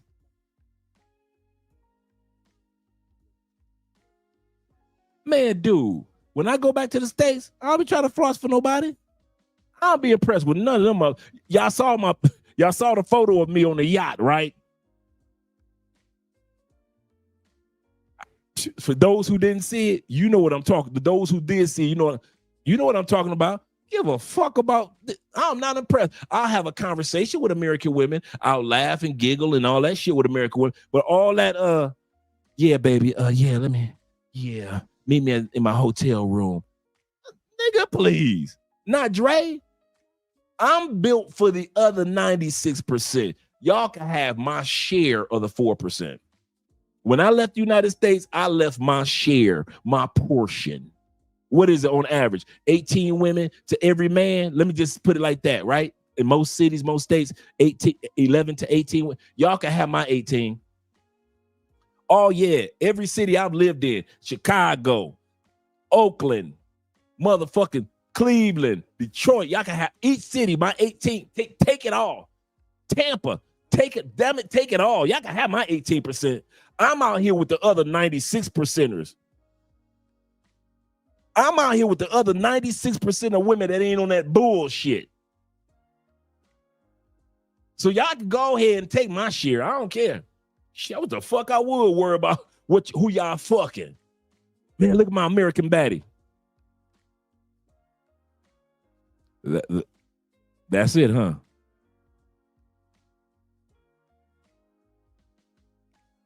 So that's it, huh? Oh, American women ain't that bad. The whole system is fucked. What you talking about? The whole system. We were born in relationship impoverishment. When it comes to relationships, we are the third world country.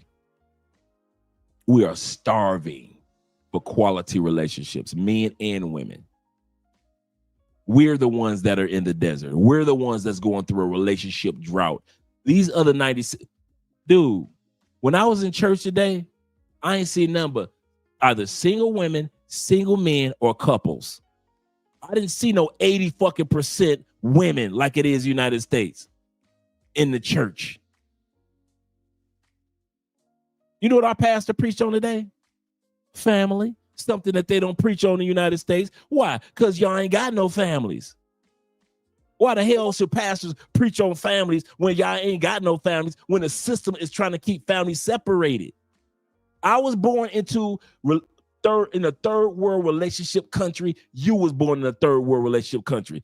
There are many areas America is not a third world, but when it comes to relationships, we are in a drought. And so all you do is that try to pretend because you get a bunch of pussy. Yes, you were just like me. You get a bunch of bitches. Now ask yourself how many women you can seriously take serious for a lifetime in the United States. Don't give me that who you can fuck in the United States. I did that shit. How many of them can you take serious? The reason why we could run through them because we knew we couldn't take them serious. Couldn't take the corporate girl serious. Couldn't take the church girl serious. Some of the Muslim girls you couldn't take serious. You can't take Aisha, Keisha, LaWanda them serious. Can't take the white girls serious. Latin girls can't take their ass serious either. So who you taking serious in the States? Riddle me that, Batman. Come on, Batman, riddle me that. Who you taking serious in the States? And I'm talking about in masses. I'm talking about in herds. I'm not talking about one-offs where my cousin got married to, or I know two dudes that married these twins. I want to hear these damn anomalies. I'm talking about the norm, normally in the United States. Talk to me. Who the hell y'all about to get married to in the States? I'm out here and the other brothers out here with the 96%ers. Who the hell you about to marry that's so great among the 4%? They got y'all tricked and got telling y'all, well, why don't you go to another state or another city to look? Why? The laws don't change. Yes, you can move from Seattle, Washington, and move your ass to New York and find you a good woman. Yes, you can. Law's still the same. She can still take your shit in 3 years. You can move from New York and take your ass down to Tampa, Florida, find you some love. Yes, you can. Law's still the same. She's still gonna take your shit in 5 years. Now, why you think that because you can find you a good woman, you can find good laws? Them laws gonna follow your ass all 50 states. You gonna come up short the day that she says she gonna leave you and take them kids. And you trying to sit up there trying to fool me and talk about me and talk about other brothers for getting passports and getting the fuck up out of there. I left because, number two, because of the laws against men. The laws that don't benefit men. Remember I told you on my totem pole, women and love come third. The first level is lifestyle. Second level was laws. I knew that no matter where I fell in love in America, the laws was going to follow me. I could fall in love with the sweetest Southern belle, fine body, chocolatey, ooh, so chocolatey. And if she ever sneezed like she wanted a divorce, she could take the kids, the house, the partridge, and the damn pear tree in all 50 states. So y'all keep on laughing at us that left. And we among the 96% of women on the outskirts that jail with us. I wasn't built to be jailed with American women. I was built to fuck American women. And when I was done fucking American women, the real women I was supposed to be with for serious relationships were waiting on me, the other 96%. And if I wanted to just fuck, I could always go back to the United States.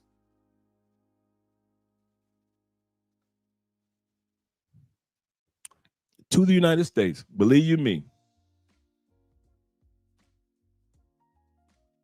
Let me go hit these brothers with the super chat. Shout out to you, brothers. I like what Theo said, that refugee. I had to write that one down. Relationship refugee. Hey, sexy boo. Andrea just got home. The International Quiet Storm. She had lunch with a simp at 12 p.m. Facts. Got her hair and nails done by another simp by 4 p.m. That's a fact. My sister used to do this whole thing. This right here, my sister used to do this when we were.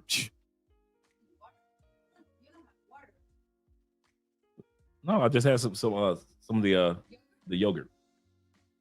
Let me get some of the water. Hey, sexy boo. Now we'll get some sleep. American woman would have never did that. Would have never just walked in the house and made sure I was all right. Never. I was married 14 years. How many of you dudes put a one in the comment section if most for any of you dudes, it'd probably be like 3 of y'all. Any of you dudes had any of your American women, I don't care if it was wife, girlfriend, just walk through the door all the time. Not sometime, all the time to make sure you all right. Thank you, sexy. I know I can't. So I ain't gonna lie about that one. It may be one of y'all that can do that. Maybe one of y'all sit back and say, yeah, my woman used to do that all the time. Not me. I ain't never had one. They just walk in the house and many times don't even speak. You don't even know they're in the house. If the dog don't bark, you don't even know your own wife in the house. If the dog don't bark, right. If the dog don't bark, you don't even know your own wife in the house. Quiet Storms at 4 p.m. Ate your dinner by 7 p.m. and sucking off Pookie at bruh, you ain't never lied. My sister was dirty for doing this, and her girlfriends would do this. And as I got older, I started seeing other women that would be doing this on a regular. And I was the dude. You can call me the Pookie, however you want to word it. I was the.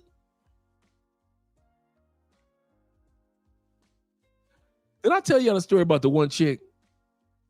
This dude had spoiled her and asked her to church Sunday. I didn't know her from a can of paint. She did me and then asked me to go to church with her and him on Sunday. I'm going to say this again. I give y'all the story. Chick goes out on a date with a dude. Really likes her, spoil her. She was a hotel desk clerk. So after the date, He said, you know, what you doing tomorrow? She said nothing. She said, well, maybe we'll go to church in the morning. This is what he said. Maybe we can go to church in the morning and then we go out to lunch and blah, blah, blah, hang out. She said, yeah, sure. She hadn't even met me yet. She works third shift. Bruh, true story. I walk in the hotel. I probably flirted all of 10 minutes. I said, what time you go on your break? She said in about 40 minutes.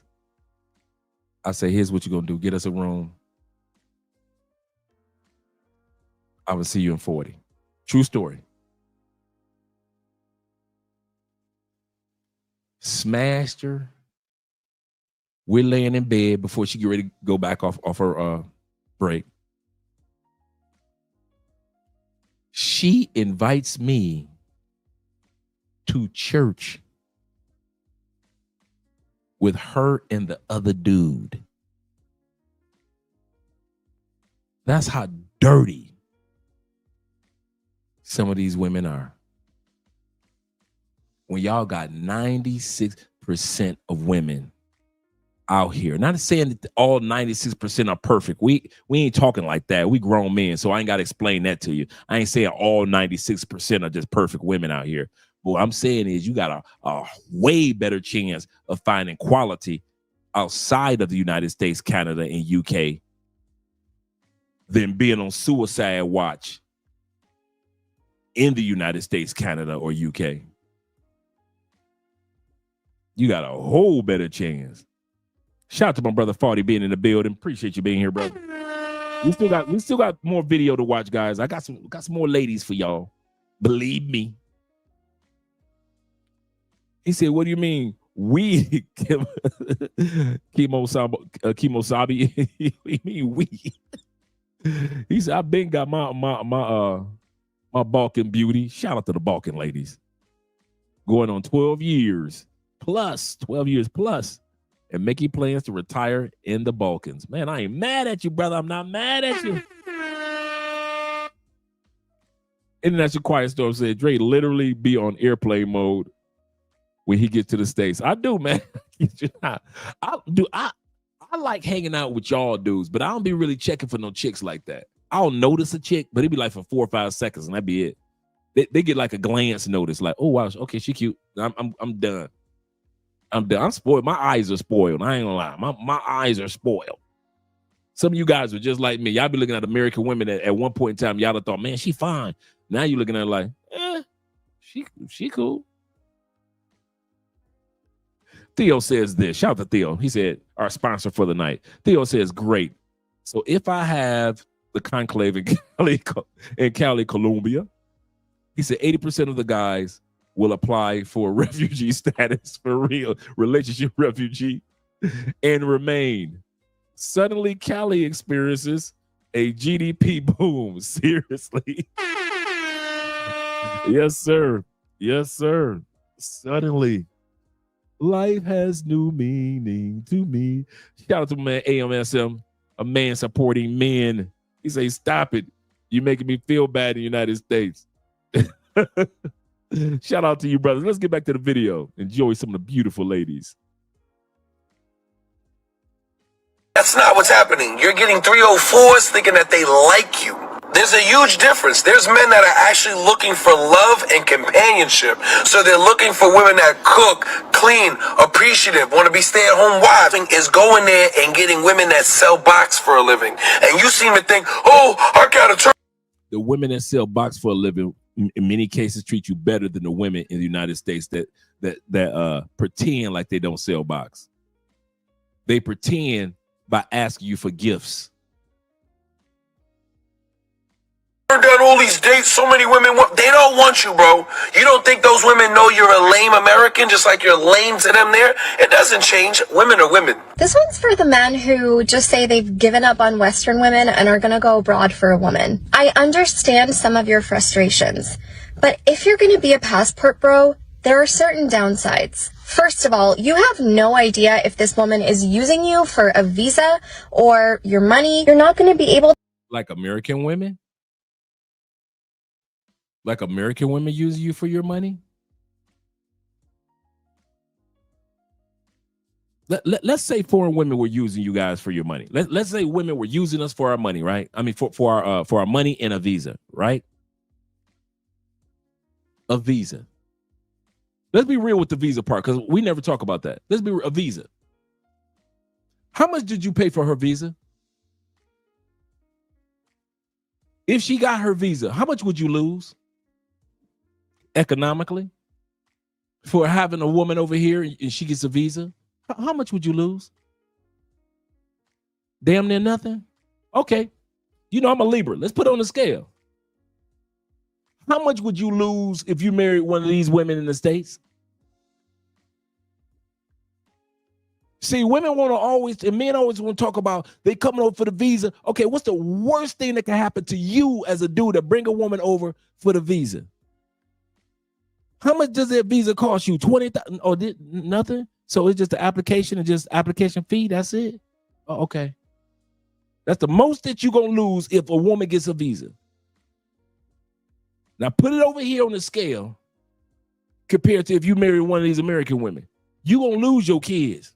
Oh, that's a given. You're going to see them kids on the weekends. Your house, gone. You're married over 10 years. Part of your Social Security, gone. Oh, you're going to have to pay her car off, gone. Oh, you do know that you're paying all her court costs, gone. Alimony, gone. Half your business and bank accounts because you didn't put it in a trust, gone. So right here, the most that you can lose out on is a dang visa. That's it, that you only paid an application fee for at the most. And you marrying this over, you motherfuckers crazy. Y'all funny, bruh. Y'all funny. Y'all funny. You cry about a visa.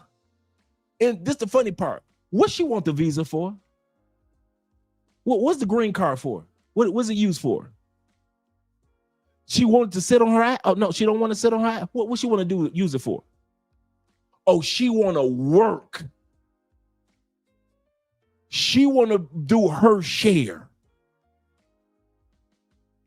She want to go to school and work, so that's why she got the car, because that's the only reason you get the car. Over here, she says she don't want to work. She want to be a princess, a queen. You need to make 100.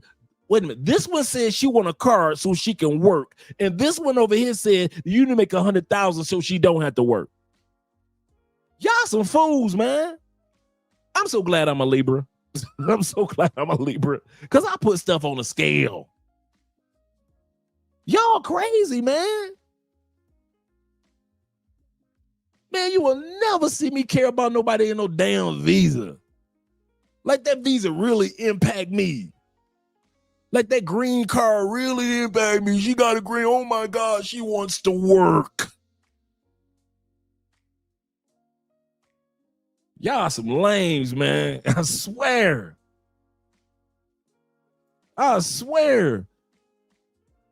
Thank you. The visa and the green card application don't compare nothing to what you lose if you marry one of them American chicks. Well, the Colombian chick can leave you too. But you ain't gonna lose as much, player. You better bet that. Y'all funny. Still crying over them damn green cards. Okay. Okay, y'all keep on crying. Woman says she want to come over to the country and work, and y'all mad at her. To have fun banter with her. She might be more feminine, but she might not feel like your best friend. She might feel more like a maid service. Number 2, you're definitely going to run into some cultural differences. Is she going to be willing to give up her family, her friends, her career? I'm sorry, ma'am. Gentlemen, you are not going to run into cultural differences. You won't cultural differences. You want a woman in her culture that don't remind you nothing of yours. Don't walk like yours. She don't talk like the women of your culture. She don't move like the women of your culture. Her recipes ain't like the women of your culture. Her behavior and attitude. Yes, you want cultural differences. Don't you let these people try to make you feel bad. Hey, you guys might run into some cultural differences. Shit, she better have some cultural differences. Did you think I come to South America to marry a woman that acts like she's from North America? I could have did that in North America, right? I came here for cultural differences. I came here for a woman that don't remind me of the women in my culture. Man, y'all funny, bro. I swear. Y'all say stuff in the States that don't make no sense, and y'all don't think about it. Y'all say stuff, y'all think y'all hurting somebody's feelings, but then when the person really think about it, you be like, wait a minute. Culture, that's what I want, is cultural differences. I want the culture to be so different. She dang near remind me the Amish is so different. You thinking that your Brazilian chick is part Little House on the Prairie is so different. You thinking that your chick in Thailand last name is Ingalls from Little House on the Prairie. Man, you better enjoy your cultural differences. Hey, she might have cultural differences. She better have them. And I mean that for all of us. Your woman that you take serious, and I'm not talking about the party girls and pay for play and all them girls. Shout out to them. I'm not talking about the scammer chicks. I'm not talking about all them bottom feeders that y'all like to just sleep with. I'm talking about when you get serious. Now, I know when we're all having our fun, and I know when we're getting serious. I'm talking about serious women. You want cultural differences. You don't want a woman that reminds you of anything that says UK.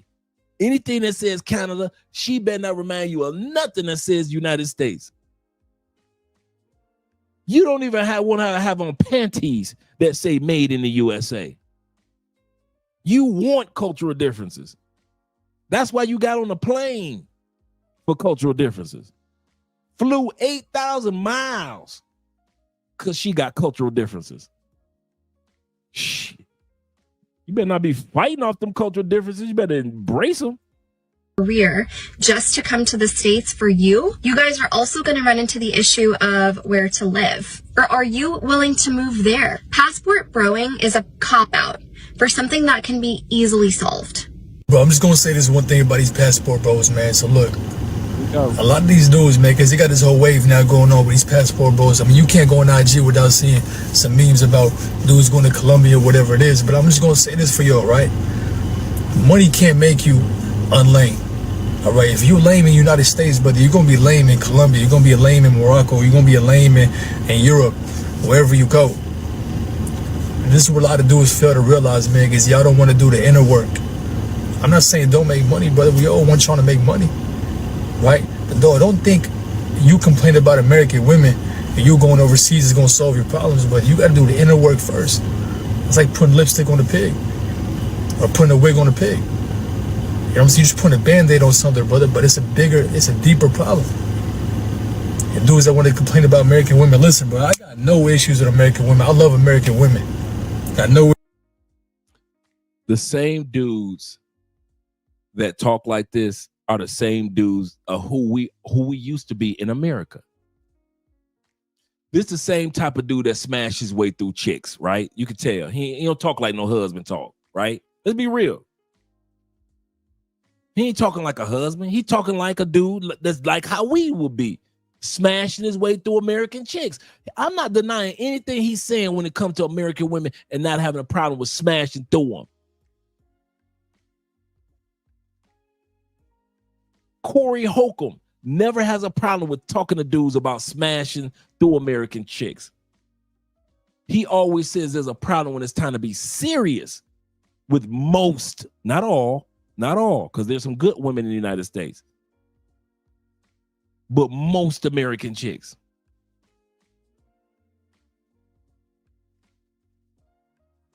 You a lame in the States, you a lame in the States, you a lame in another country. Man, y'all keep on believing these brothers, man. Keep on, hey, dude, Check it out. I'm a nerd dude in the States. Give me my Comic Con, my anime, animation. Give me a good chess game. Give me some fishing. I like to go to the gym, nerd out in the gym. I am a nerd dude. Give me my glasses. Give me my stamp collection, bird watching, bowling. I'm a nerd dude. I just want to be a nerd dude from Detroit. So, thug nerd, if you will. Guess what this nerd dude did? Came to Colombia. Guess who I married? A nerd chick. Bookworm, just like I'm a bookworm. Church girl, just like I'm a church dude. Did I come to Colombia and change? Did I come to Colombia and change? I looked for somebody that was jailed like me. See, they think we're going to go to these other countries and it's hard for us to adjust because we got to become I ain't. No, if I wasn't with Andrea, who was a bookworm, I would have been with somebody else who was bookworm, Comic-Con, whole thing. It's just in other countries, the nerdy chicks are sexier.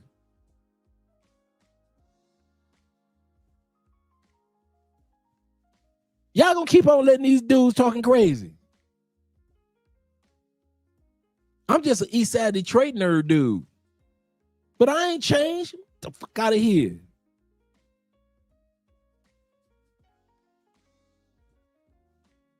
I have not changed a bit, man. I am not going to change, come to another country and pretend like all of a sudden I'm Mr. Macho Man. No, it's Randy Savage here. No.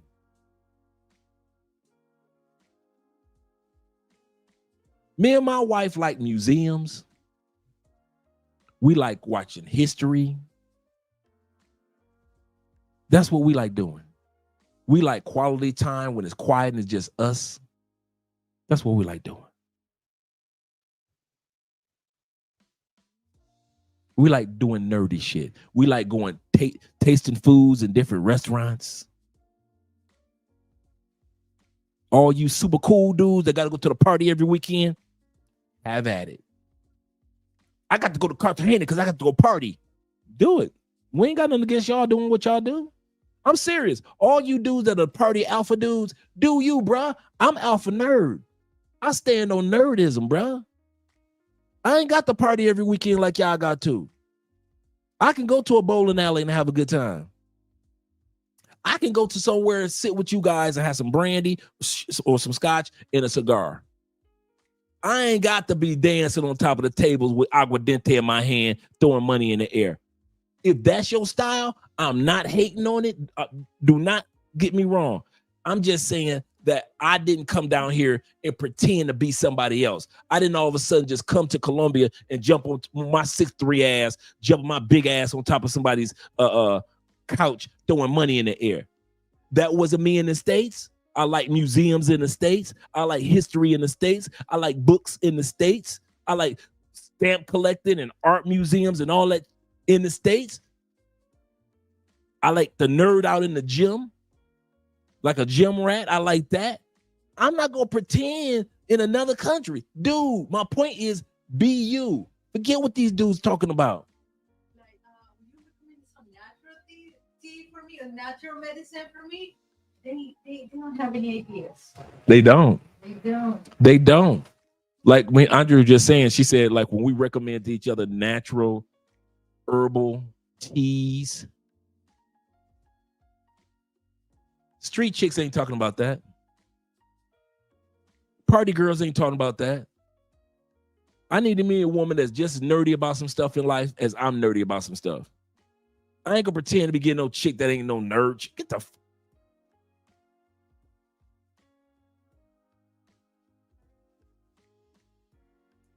okay. These dudes don't know us, and they think they do. Issues with them. So here we go. So bro is funny as hell. Like you know, he's on his Derek Jackson vibe on other videos that I've seen him on in the past, you know, to build up his following, you know. But passport police is one thing that I don't like. I don't like passport police. I don't like when, like, what's it to you other than obviously you're making it for women. You know, this video, women get off on that about you can't get a woman in the States, so you go outside. Man, get your passport, fellas. There's nothing wrong if you paying for box here, if you're paying for box there, if you're paying for box anywhere. It's on you. If you're going to find a wife in another country, that's what you are going to do. Whether you were getting women here, you know, and you want to go over there to get a different type of woman, you know what I'm saying? Then you do that. It's your option. I don't think anybody should be anyone's dick police. If you say they're a bozo here and they go over there, you have guys, obviously, who never wife any of these chicks. They may hang out with them over there when they go to these countries, these expats or sexpats, as some of you like to say. And they go over there and hang out, shoot the shit. They'll kick it with some local women, which is what once they eventually stay there. You know, it's nothing to get a well-to-do woman out there in these countries. It's not like they just all selling box. Now, some guys do just deal with that. But when you actually live there and you see what's going on, you still might not want to get married. Every one of these passport bros are men that none of us want here. Not a single one. They're not the right man for you, then let them go. You know, it's just make you look like you're jealous, you're insecure. You know, look at you. If you feel like you're beautiful, you're independent, why mentioning involving these countries? Okay, if the guy's not your type, when you keep saying he's not for you. But you want other women to see him as not their type either. See, they don't understand our culture. Okay. Now, these women don't want these men. But they also don't want other women to want these men.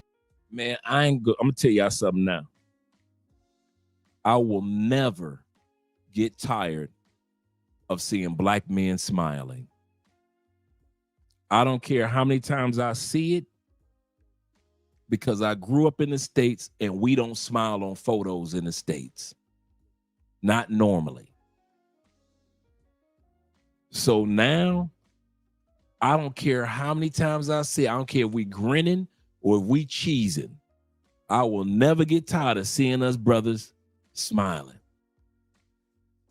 And that's what they don't understand. Okay, and Lady's right. If these guys are not your type, then don't worry about it. Let them go. Just like she said. It's that simple. That's how foreigners are standing. Why y'all so worried about men that you claim that you don't want, don't like, don't need? Why are you so worried about what they're doing? Why are you automatically assuming that just because you don't like them, that someone else won't like them? Hey. They're baffled by that. Damn, like, stop throwing shades to Filipinas because we are stealing your boyfriend. Come on. Hold up, what you say about the Filipinas only understanding very little English? You are so insecure because we take care of your man better than you. Women don't give two chocolate-covered what men want. And we as American men don't care what you American women want either. Period. You can take your 6-foot and 6-figure requirements and shove it up your ass. These men stepped up and supported the American woman and her kids from other men. The men were not appreciated, so they left. Other men saw how bad these men were treated and as a result stayed away from these American single mothers. American women want to make themselves victims after they disrespected and abused the men. That pretty much sums it up. Like, comment, and subscribe, and don't let the haters shame you into not traveling. I left a nurse practitioner in California making about $300K plus a year for somebody that made $1,000 a month, if that. And she has treated me better than that woman could ever dream of. Her kid has treated me better than I ever could have dreamed of.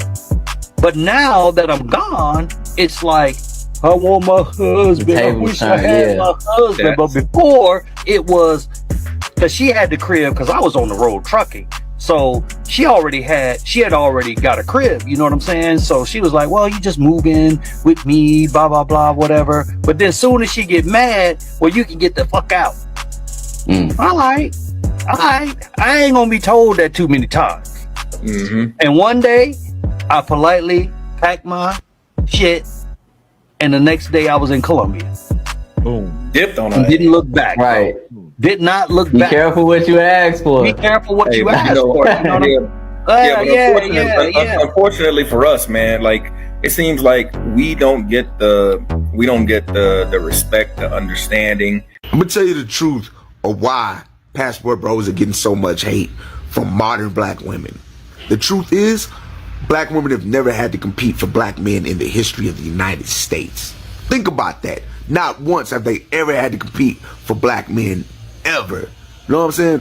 White men have never had to compete for white women either, but they got options. They can get an Asian, Hispanic, whatever. They got options. Black women really don't have that many options. Like, they're embarrassing themselves trying to beg white men to be, I'll go get me a white man. I'll go get, bitch, that's not a threat. If white men wanted you, they would have had you centuries fucking ago. What the fuck has changed? What is, anything barely changed? If they wanted to change them laws back then, they had all the power in the world. They'd be like, oh, I'm gonna get me a black American black wife. And no, it never happened. The fuck is wrong with you? You know what I'm saying? And then they're trying to take out their failures on us because they can't secure other races of men. Like, that's why they're pissed off at us. They're pissed off and they're jealous because the simple fact that we can go out, we can date other races of women, and they can't. Well, they can't date other races of men. It's very rare, bro. And when you do see them do it, they usually have like, they'll try to look European, bro. They'll have a long wig on with like green eyes or some shit, and they'll be painted, you know what I'm saying? They'll try to look like a fucking Eurocentric woman.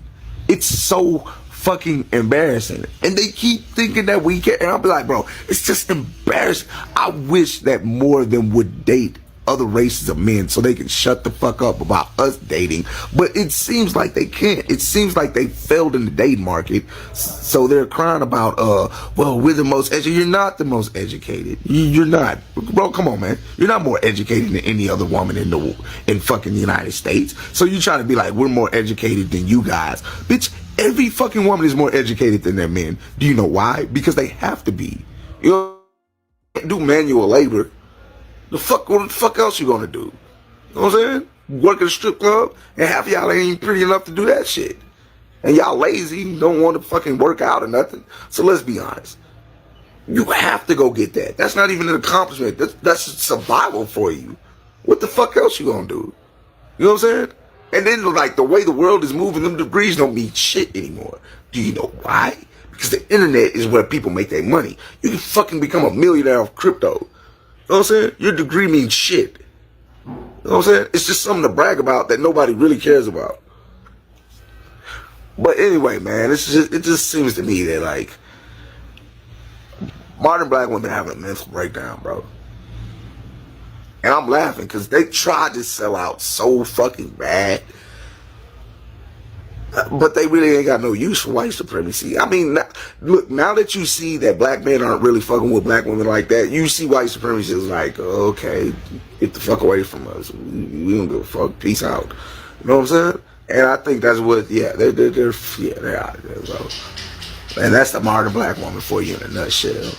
Passport bros out. If they didn't have any conversation about the destruction of the American family, which is the reason everything is in chaos, why would I watch this sucker shit?